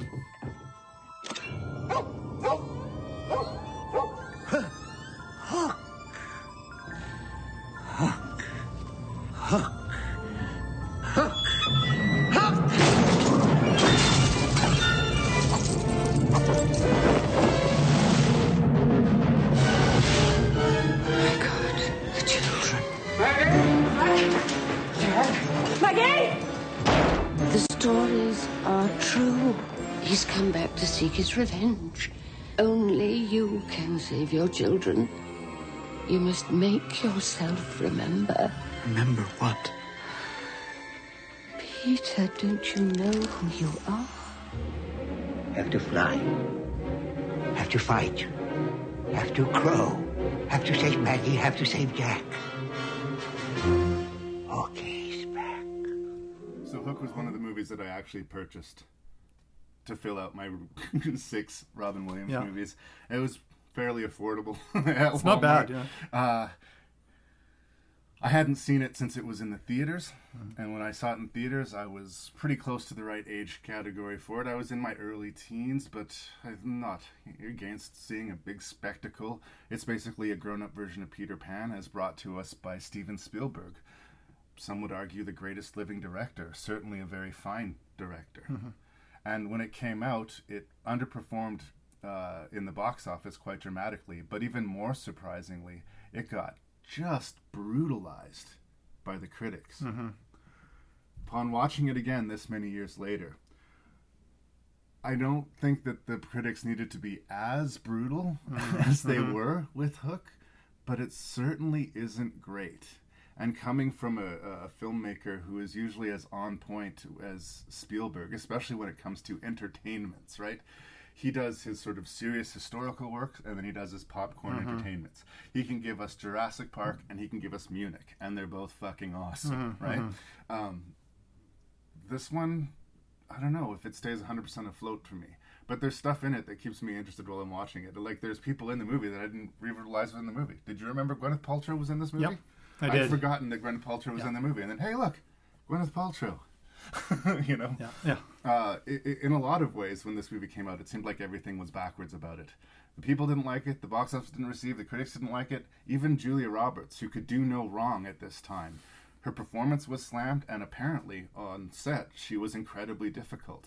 She played Tinkerbell, so she was filmed separate from everyone else, and it was a large special effects work for her, and she was basically lonely in a blue room and was kind of a bitch, apparently. Spielberg has said he wouldn't work with her again. So, and they haven't. And she's a huge star that brings... And she's grown up since then, I think. But so, and you know, I think Spielberg's got this side to him that if you chafe him, he will never again. Yeah, you're out. You are out. You can be in the in group with Spielberg, or you can be on the outs. Once you're on the outs, you're not getting any work with him. Yeah. And he produces a lot of fucking movies. Yeah, he does. So I think it'll be interesting, you know, someday they'll write a biography on Steven Spielberg, because he always presents himself with such shine and smile, and I think that there's a little bit of Kubrick in him. I think there's a little bit of difficult artist in him. There is one that just came out, and it takes more the angle of him as a Jewish filmmaker. I haven't read it yet. I saw a little blurb on it, and I was like, this would be a very interesting, at this stage, because he's still alive. He still has probably lots of films in him to read about. Honestly, though, at the end, it's everything around the movie is almost more interesting to talk about than the movie itself. Dustin Hoffman had sort of faded away in a little bit, yeah, in Hollywood as far as his esteem, even though he's an amazing and again volatile actor. Gives a very committed performance as Captain Hook. In fact, I think he gives the performance of the movie. I get a lot of sort of a joy out of him and Bob Hoskins and just sort of the pirate banter. Never Neverland does not work for me. The Lost Boys, the kids, the big colorful paint schemes actually kind of reminded me of another Robin Williams movie, What Dreams May Come. Oh, yes. Where he goes to heaven and the whole world turns into a canvas of paint. I don't know. I guess we should say the plot. Sorry. Robin Williams is Peter Pan. Yeah. He has grown up. He takes his kids to visit the family in England, and on the night when they're visiting, Captain Hook shows up to confront Peter Pan, doesn't find Peter Pan, instead finds the kids, steals the kids, takes them to Neverland. Robin Williams has to deal with the fact that A, he's Peter Pan, he had no memory of this, no knowledge of this, and B, he has to go rescue his kids. At the risk of being a pithy, funny movie critic, I don't think it all quite stays afloat. Nice. Where do you land? I think we're pretty similar. I felt like I was the right age to see this movie when I saw it in theaters. One of the things with this one, I'm pulling back and going, okay, am I right now the target audience for this movie? I'm not. I think if I played it for some kids, they would enjoy it. Yet there are some weird things in this film too that don't quite compute for being a family movie. But I still think it was a family movie. They had a few family movies that came out. This was 91 as well, which I seem to worship for whatever reason that year. Addams Family came out, and Father of the Bride and Hook, all kind of in the same month, November to December time frame in there. And then Williams, of course, had the release of The Fisher King and Hook around the same time, two completely different films. It's a very weird Spielberg film. It's almost like at some point he lost control over it. It's a 2.5-hour movie, by the way. I should also mention that, which is now when they make family movies, 65, 70 minutes because of attention spans. I would be interested to show it to maybe older kids now. I think... I will say my kids are 8 and... sorry, I don't know how old my kids are. My kids are 9 and 12. And Owen made it longer than his brother. He made it almost an hour into the movie. But Tristan was out of it within wasn't. 15, 20 minutes. He just wasn't engaged to it. And there's a lot of setup. Yeah. There's a lot of setup. Now, as an adult, I actually found the first act of the film I kind of liked. Some things I didn't like. Some things I thought were the cell phone very drawing cartoonish scenes and very cartoonish, but the design of it, I don't know why I'd forgotten that Maggie Smith was in this. Oh, yeah. But as soon as Maggie Smith showed up, I was like, oh, I'm going to breathe now for a little while because she's very good. She's the older Wendy. And what the tragic figure of the movie. Yes, yes. As far as I'm concerned. Yes. Well, and then I kind of like, at first I was like, oh, this is absolutely insane. There's of course, the guy looking for his marbles. Yep. Which tends to be a big payoff towards the end. But I liked a lot of it. And this is one where I did like Robin Williams. I think the whole thing was within his wheelhouse. When he realizes he's Peter Pan and embraces that later on, that's his more traditional film persona comes out. But I also think playing the father, he played a lot of dads in his career. He does a good job of being a dad, but also at points a dysfunctional father. Yeah. He's a provider more than a supporter. But he has a lot of screen time. Dustin Hoffman, the movie's called Hook. Yeah. Dustin Hoffman does not have a lot of screen time, but I think he was kind of considered the lead for the film, and he uses every single moment. And so Dustin Hoffman elevates this film. Bob Hoskins as well is a lot of fun, but Dustin Hoffman in particular. Yet there are some points in there where I'm like, okay, is this for kids? Because, Captain Hook is suicidal. He's mad. He actually is about to commit suicide in a scene in this movie, and it's sort of a comedic scene. But I was like, is this funny? But then the Lost Boys thing is a disaster. Yeah, it everything really about is. that is just bottom basement. And I watched the sequence where they're running around doing something and torturing Robin Williams or something at the beginning because he doesn't realize that he's Peter Pan. And I'm like, this is a Steven Spielberg film. It looks like something, some sort of screwball comedy or... The sets look like sets. They look like they were shot in Fantasyland. He got a nomination for art direction, if you can believe that. in Fantasyland at West Edmonton Mall, to me. Like, yeah. Like the kids were having a great old time. Well, let's not put down the West Edmonton Mall decor. Like, but it didn't look like... It's better than this. But it didn't look like a tropical island. It looked like a set. All right, I'm not wrong. Yeah. No. There's... And... I just don't understand. Like, that seemed to be the thing that, if anything, I would expect Spielberg to fucking nail. The guy who brought us E.T., he's usually so good at casting kids in his movies and at treating the kid stuff. I remember watching a documentary on Close Encounters of the Third Kind, and he said that, in his mind, children are way braver than we give them credit. Yep. People see a mysterious light in the shed, and they run away, except for little kid. Little kid will go investigate. Yep. Or on some level, they will trust the light. Grown-ups don't trust the light. The same thing I was talking about Time Bandits. Like, you say, what can a kid handle? What's too scary for a kid? The idea of Captain Hook killing himself, is that too scary? That scene where they see that scarred wall where Hook has dragged his hook up the wall to the kids' room and the kids have been stolen. A lot of people say that's too scary for kids. I would say I don't think that's the stuff that's too scary for kids. I don't even remember it as a kid, and I was pretty sensitive. I would, kids have thicker skins than we give them credit for.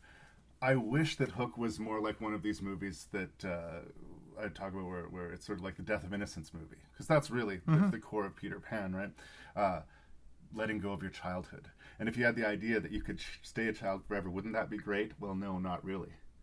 Right? And that's what Steven Spielberg misses in Never Neverland.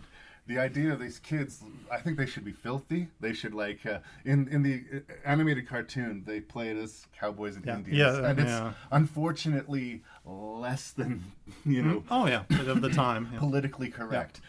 My son Owen loves the animated version, and I had to be really careful. Like, it's a very charming movie, but you can't sing What Makes the Red Man Red when you're at school because... Well, you have to talk about... I mean, it's not like, do not watch this, it's bad. You talk about those things. I figure they're right to jettison that sort of aspect of it, because in the original play, the idea is that the they're wild children, and the analogy to wild children is Native Americans, right? That is righteously jettisoned, and I get that. But what should have stayed is the fact that, yeah, they're kids, they're running around, they're having fun, they're playing, they're hunting, they're completely free, but they're lonely. And they have no focus, they have no authority figure. And sooner or later, that comes to a head. Sooner or later, they're laying in their hammocks at night, and they're wondering if there isn't more to the world. And that scene never happens. The kids are just always happy and charming and rambunctious. That's too winking at the camera. They're just cute. See, it's the worst of child acting. And it is discordant, and against the original play, against the original whole idea of Peter Pan. The idea of being young forever is a romantic one. But like anything that lasts forever, it eventually becomes hell. None of that is in Hook. None of that is in Hook. It's all about a father redeeming himself to his children. You see, I think everything should have worked here. Like, Spielberg is somebody who understands children and understands childhood and that growing up and making magic with his films. I think it should have worked. Robin Williams is the perfect guy to play an adult version of Peter Pan. Hoffman was the one who stretched himself the most. Like, what would you have seen before this that led you to believe that Dustin Hoffman could play Captain Hook? And he is by far the most competent person. Julia Roberts, her performance is totally off, and I don't know. I could tell because she was out of sync. I don't know if it was an editing problem, but she was totally out of sync with the scenes with everybody else because she's not actually there and she's not reacting. Part of it was the technical challenge. I think that she's an actress who just needs another body there with her. Fair enough. And I think, honestly, part of it is that she might have pissed Spielberg off. I mean, once you get that deep into a movie, I think you probably know where the problems are, right? And he doesn't want to spend all the time editing the Julia Roberts scenes because he's pissed off at Julia Roberts. It must have been a frustrating... Now, the other thing he himself has admitted that he's very disappointed with this film. Oh, I'm sure. He has to be honest about it. But the other thing, you mentioned some of his greatest films in there, right? We have to also recognize that this was before Jurassic Park and Schindler's List, and he went through a downturn. Like every filmmaker goes through a downturn. Between what I'd say is, and you can feel free to disagree with me on this one, between The Color Purple and Jurassic Park, I think the only film that really worked for its purpose was the third Indiana Jones film. I think he was coming. To watch Always I think again, he was like Always. I like, but it was lesser Spielberg. Lesser Spielberg. I think that was him moving towards being a more serious filmmaker. I don't think it did very well box office wise or anything. So he was not Spielberg. The 70s and 80s, early 80s, early to mid 80s stuff. He was Spielberg, and this was kind of the loop in between. When he became... Once Jurassic Park and Schindler's List happened back to back, everyone's like, okay, you are the greatest. Now he's, Well, I mean... I disagree that he's the greatest filmmaker, but I mean, that's... The perception. But I mean, I would take the number of good movies and great movies he's made. I mean, I'm more on the Munich side of things, and I like him doing movies like that. But sure, he made Hook, and sure, it's disappointing. But you know what? He made Jaws. He made Raiders of the Lost Ark. He made Close Encounters. He made Jurassic Park. All is forgiven. Oh, yeah. I don't think I would have revisited Hook if not for this episode. They're doing this, yeah. And I'm not excited about it. Spielberg's an interesting filmmaker, and if you're someone who's just going to follow his career, it's sort of an interesting chapter. But I don't think it works for the kids. I don't think it works 100% for adults. I don't add it to the collection of films that make me, heart sick for my lost youth. And that's what this movie should have been. Like, I think the essential thrust of the story was jettisoned. Like, I think my brother, my sister, and I liked it quite a bit. We were, children moving into, starting to move into adolescence. Actually, my brother was quite a bit younger, but children of early 90s. Children of early 90s are very different than children of 2017. And so I think it's one of these ones where I don't think it's all bad. I just think it's so strange that it didn't work better. And it's just that those expectations that we have for the people that are involved with this film, and that it interestingly analogous to the Disney version too, in that it is superficially charming, but there's some real problems. There's some real problems. Let me ask you a question. Do you have a photographic memory? I don't know, I just kind of remember. Meet Will Hunting. In South Boston, he's already a legend. Assault, mayhem, theft, resisting, all overturned. But when you hit an officer, you go in. I've spoken to the judge, and he's agreed to release you. Really? You have to meet with me and a therapist every week. This boy's genius is unparalleled. I've never seen anything like it. Now, I need someone who can get through to him. Like me. for the first time in his life, It's a poker game with this kid. Any vulnerability he senses, he'll exploit. Will Hunting is about to meet his match. Did you paint that? Yeah, I painted it. Very interesting. Well, maybe you're in the middle of a storm. You know, the waves are crashing over your tiny little boat there, and maybe you did what you had to do to get out. Maybe you became a psychologist. You got me. And maybe you married the wrong woman. Maybe you should watch your mouth. So, Good Will Hunting was sort of the welcome to Hollywood for Matt Damon and Ben Affleck. Mm-hmm. They'd been around. They'd both done some small work with Kevin Smith. Yep. And things like that. It's a charming movie. I'm going to be of the unpopular position that although it is a charming movie, it might be one of the most overrated movies of the 90s. Not a bad movie. Again, like, I am amazed that it won for Best Original Screenplay. To be honest, for a couple of reasons. A, I think that some of the stuff is emotionally hit pretty fucking hard. Kind of like a play that you would write in your 20s, which is exactly what this was. And partly because a lot of it was made up on the spot. There's a lot of scenes in this movie that were just improvised. Yep. And they admitted that. So, like, everybody saw Good Will Hunting, everybody liked Good Will Hunting, everyone's like, hey, welcome to Hollywood, guys. We're going to see good things from you. But I don't quite understand giving them an Academy Award for it. I 100% them giving Robin Williams an Academy Award for it. Although I would qualify it as one of these classic Oscars he's due awards. Sort of like Russell Crowe wins for Gladiator when he should have won for The Insider. You see, right? Bringing that up, you might as well That's- just punch me in the face That's right. because that would be so much more comforting than Right, having to but think that's about what I'm that saying. again. Robin Williams should have won for The Fisher King. Instead, he wins for Good Will Hunting. That was a tough year, though. I mean, that list. Yeah. So it Yeah. sounds like I'm being really shitty and hard on Good Will Hunting. And like, the thing is that it's a completely serviceable romantic comedy. It's charming. Matt Damon gives an interesting central performance. This character kind of reminded me of the character, this is a strange pull, that Anthony Hopkins played in the movie The Edge. Okay. In that he is incredibly intelligent, and he can remember almost anything that he reads, but he doesn't seem to have much of an inner life. He can. Robin Williams calls him on it in one of their sessions. You know, there's nothing about you that I can't learn from reading a book. They're like, is there a person here?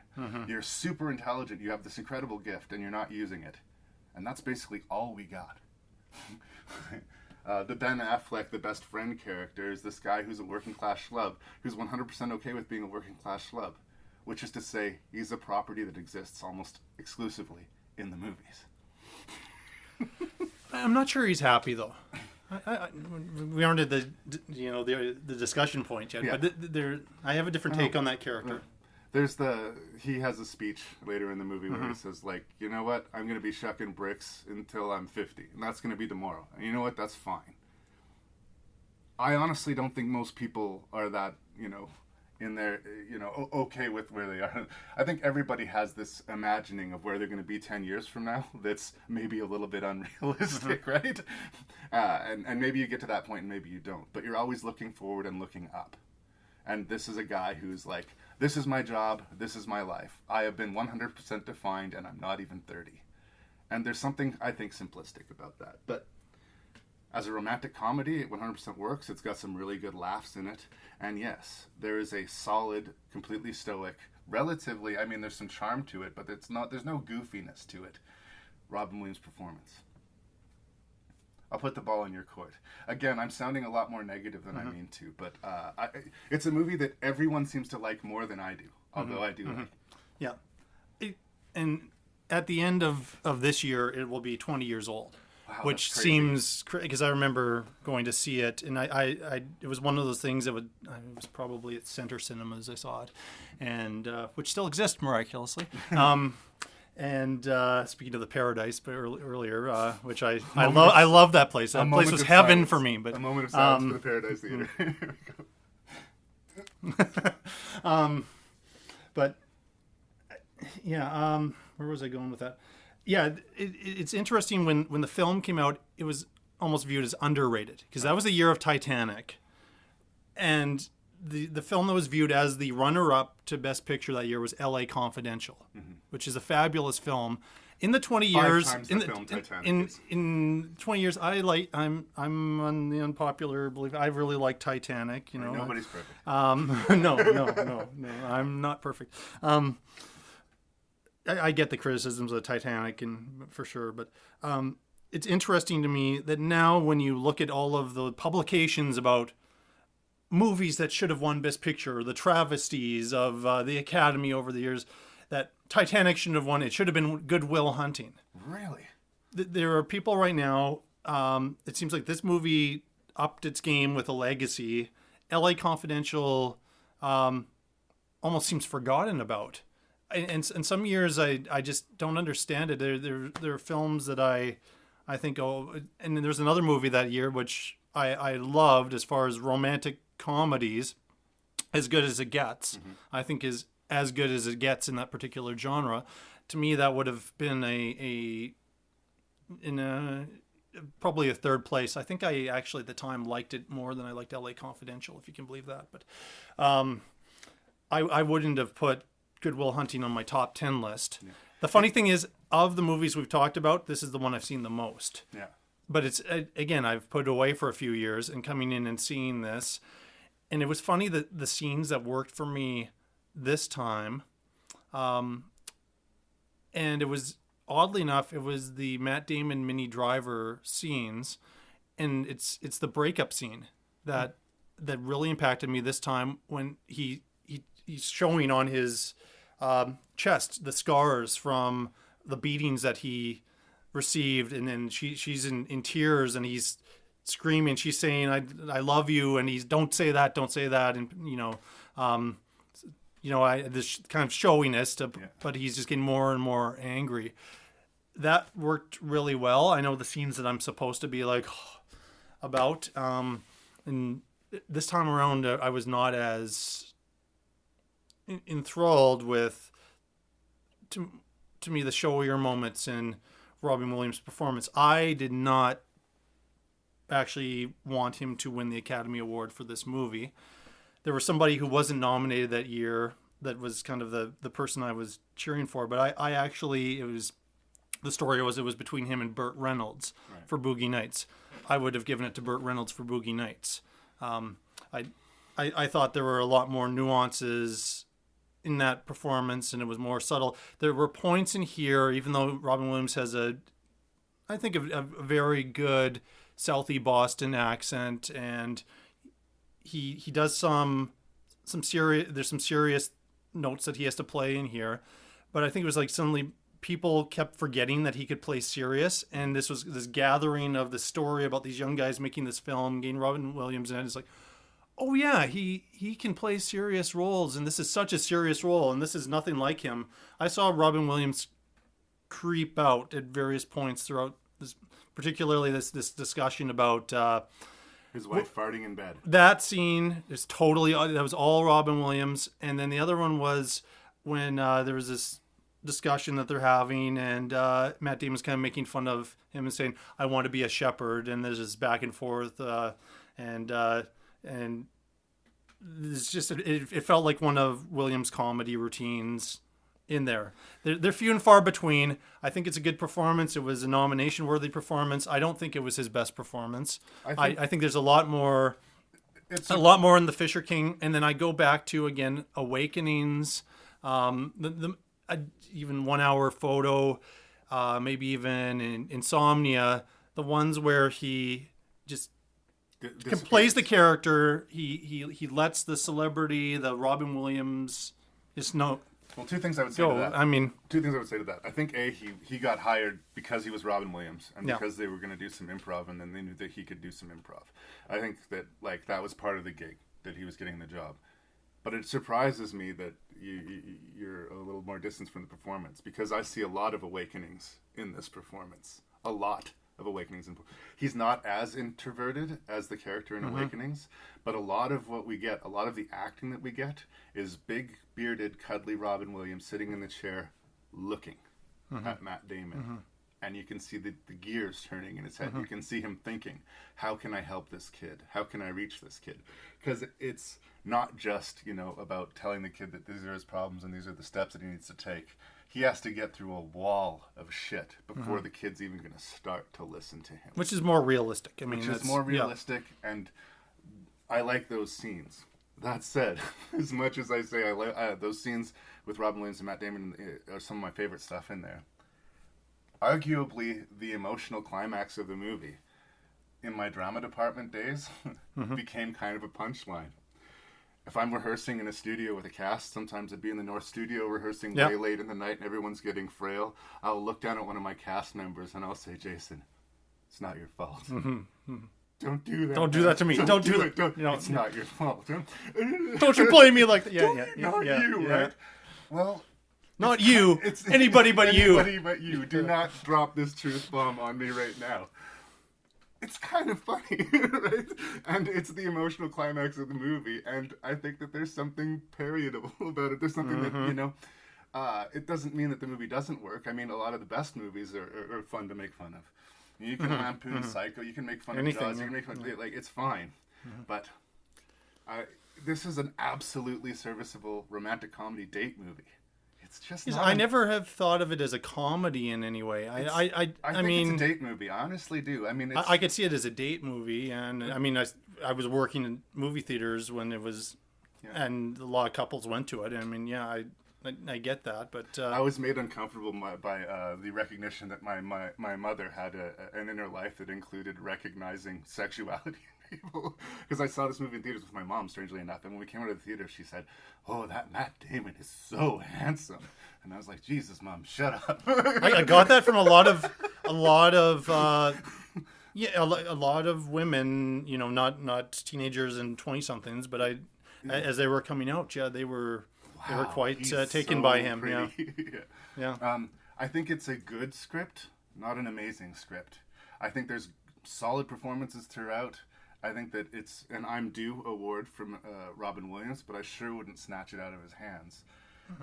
He can't. He can't. It's I mean, a weird it's position fine. to be in. And it's saying, I like this movie, it's totally good, but it's nowhere near as good as its reputation. I thought he... In some ways, in the politics of the Academy, he won because he's a nicer person than Burt Reynolds. Yeah, maybe. Burt Reynolds, and then he went back to doing all this terrible stuff after Boogie Nights was a whole other discussion. The role of his career, and he didn't seem to fully appreciate that.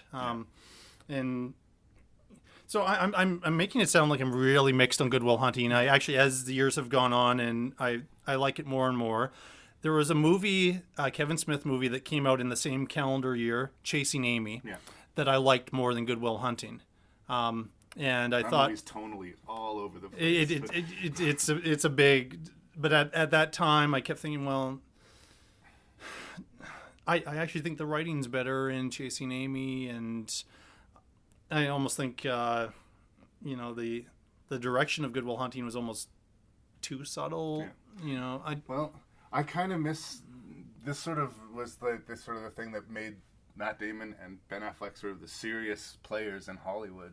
And in a way, I missed the days when Ben Affleck was the asshole jock in Dazed and Confused or Mallrats, and Matt Damon had fun sort of light roles like in Dogma. The thing is it was a gateway drug to a lot of other things. It's an interesting 90s artifact, and it's solid. I just can't get excited about it.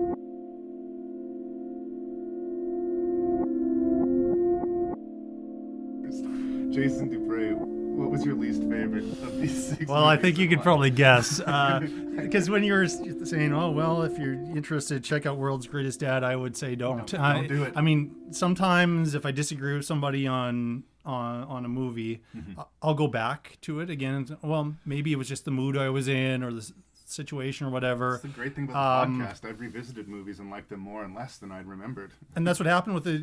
I had different reactions. I'm not sure, again, I mentioned 20 years ago or whatever, 10 years ago, that the list I have would have been in the order that's in today. But World's Greatest Dad, I have no time for it. I just hate it. I think it had ambitious goals, and I will agree with you in that way, but I just don't think it succeeds in any way, shape, or form. Okay, fair enough.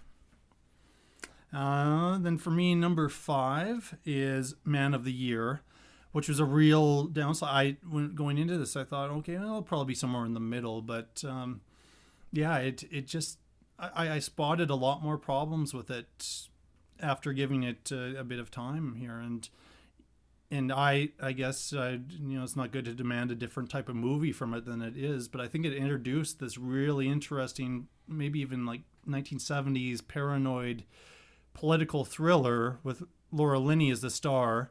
And I wanted to see that movie. More than the movie and watched. Yeah. As a bunch of guys standing around improvising, trying to create some comedy gold from something that I just didn't think was there. And I really like Barry Levinson. Well, I like him, but it'd be 5th for me. Number 4 is Hook. I don't think it's all awful. It is something to see if you are a Spielberg fan, just to see, that even those who have a high batting average with the films that they release can have a poor one here or there. And I think some kids might like parts of it. Yeah. And Dustin Hoffman's performance elevates it from being at the very bottom of this list. Then I'd go number 3, The Night Listener, which was a real surprise. It's not a memorable film, I guess. The fact that I had seen it and I forgot that I had seen it. This time it had more impact. I guess I kind of watched it at midnight, and maybe that's a better time to watch it because it's kind of, to me, if it was real and it's kind of creepy, and I do like things where it's kind of we're left in the dark about what actually happened and what's the motivation. I'm kind of sick of the villain having a big monologue at the end of a movie and saying this is why I did everything I did just before that person gets killed or captured. So runner up, Good Will Hunting. Yeah. I really sound like I don't like it, but I do like it. I think it's an actor's movie because they were allowed to improvise quite a bit. There was good work from people, yet I think with each one of the actors in the film, I could name a movie where they were better. Yeah. And then my choice is for number 1 is The Fisher King. I'm so glad you agree. I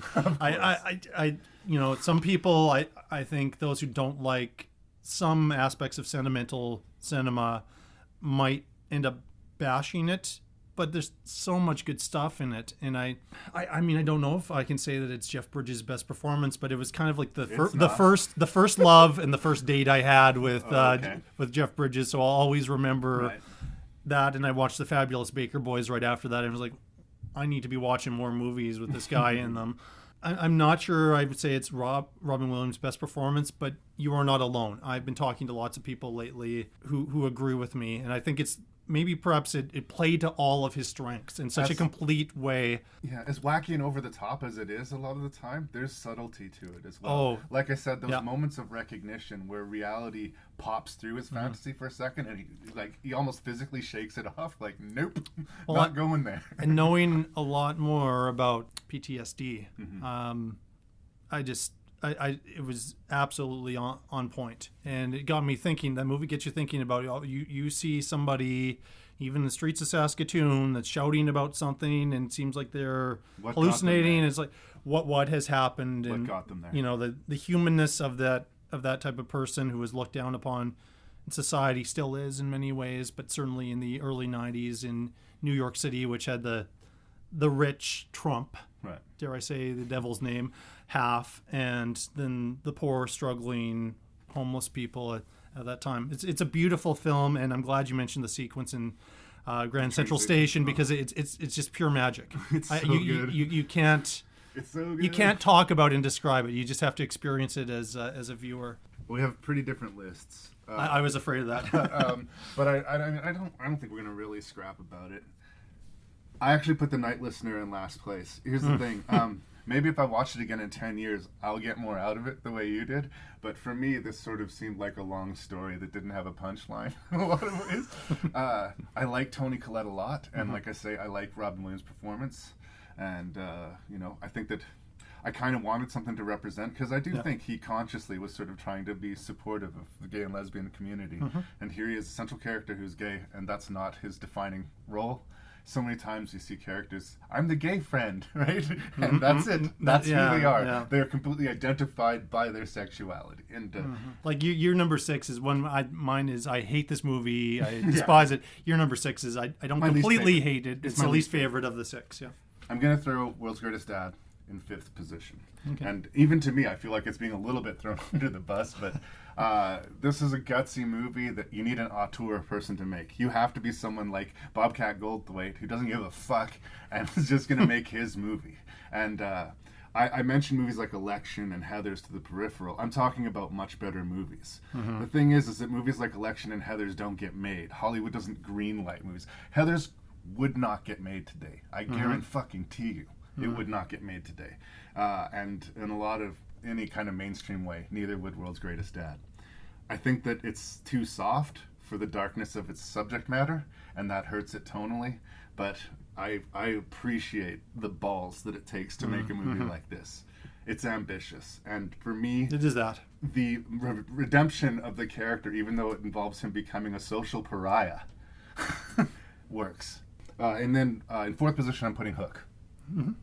Same thing. It's very problematic, but there's enough good stuff there that I don't want to like. The production value is always good. Spielberg, is really good at staging things. And I gotta say, the stuff with the pirates is genuinely amusing. Yeah. It's fun. Like, I want a movie about the pirates. Like, it's called Hook. I almost wish that we could have just, And I like the setup. I mean, I like the set. Maybe too much setup, but I like the stuff in London and Maggie Smith and all that. So all the way in 3rd position, which may seem artificially high to you, is Man of the Year. In a way, I think it's a serviceable movie. The funny stuff is relatively workable. The political stuff is relatively workable. Levinson's made better movies than this on this subject. It's a role that Robin Williams, in a lot of ways, could have done in his sleep, because really he's playing a stand-up comedian celebrity. And I didn't feel anybody stretching themselves. No. It's fine. It's weird. Now we go to number 2, which is, of course, Good Will Hunting. Yeah. It's like all these other ones I'm apologizing for. Like, I keep saying these bad things, but it's a good movie. This movie is a good movie, and I keep saying bad things about it. Yeah. Just for me, I have always been perplexed at the amount of love this movie has. Like, people just fucking lost their minds over Good Will Hunting, right? And it's like, it's good. Movement, It's good. Everyone relax. I sort of felt the same way about Forrest Gump. Everybody lost their minds over how good Forrest Gump was. I'm like, it's fine. Everybody relax. I think some people have projected the Citizen Kane curse onto it. Maybe. That it's a movie that gets the screenplay award, but not Best Picture. And because of some of the emotional impact, they thought it's a Best Picture type of quality film, but yeah, I'm not recommending Good Will Hunting. I'm just saying people will love it, but it's a totally good movie, but it's not like one of the best movies of the 90s. It just isn't. And of course, number 1 is The Fisher King, because that's pretty close to the best movie of the 90s. It would be on the list for me. This is another one of those episodes where it was a list that had The Fisher King and 5 other movies. Like, there was like no competition for me. The Fisher King is almost, I feel like it got forgotten about too. If I ask the average person what is your 3 favorite Robin Williams films, I think you'll be hearing about Aladdin, Mrs. Doubtfire, Good Will Hunting, maybe Dead Poets Society, Good Morning Vietnam. I'm glad Criterion brought it out, and it seems like it's getting some attention now, and hopefully this podcast helps. I think that Gilliam will go down. People will remember Gilliam because of how distinct the films he makes. Like, and Monty Python, alone. Wouldn't have been the same without him. The cultural involved. ripples of Monty Python are still being felt today. Yeah. Unfortunately, it's not like when I was a kid and I was like singing "Sit on My Face" and "Tell Me That You Love Me" when I'm like 9 years old and I had no fucking idea what they were talking about. I just think it's an absurd song about people sitting on each other's faces. What a ridiculous thing to do. Yeah, exactly. Yeah. How silly and funny. But that's it, it's brilliant for kids, it's brilliant for adults. It's really I love his imagination. So in a way, the books were a little cooked this episode. I'm happy that you agreed with me. Yeah. Thank you so much for joining me on Thank this you for having me. to Robin Williams. Again, I like the man. I don't love all his movies, but I love the man, and I'm sad at how things played out for him. Yeah. It seems like there's just a real loss right now with any celebrity, and there have been a lot of them lately, but that one hit hard for many people, and he was a very loved guy, and you feel like you know somebody. I think that was the thing that was tough, is people thought they knew him, and he was our buddy, and he was always going to be there. He'd always be there, but and whatever happened with the death, I mean, it was just it's tragic, but it was mental illness. Like yeah, he was another victim of mental illness. And there have been so many plague so many, and I hope that it brings it more to the forefront, and people are thinking more about this and not just sort of accepting how people are at face value, because some of the happiest seeming people are struggling quite a bit, and so I hopefully we can learn from this. Lift a glass to the sad clown. Indeed. There will never be another Robin Williams.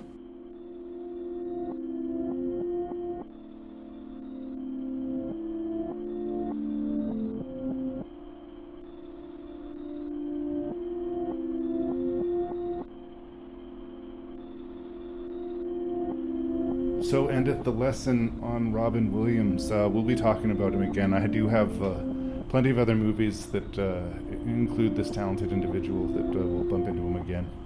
And I'm sure Mr. Jason Dubray shall return as well. So thank you for tuning into this different tribute episode of Rankin Review. Please send any feedback or thoughts you have to me at rankinreview@gmail.com. That's RANKNREVIEW@gmail.com. Find us on iTunes, find us on Facebook. Tell that other film fan in your life about it. And thank you, as always, so very much for listening. I do appreciate it. Lots of love from your host and random Canadian, Larry Parsons.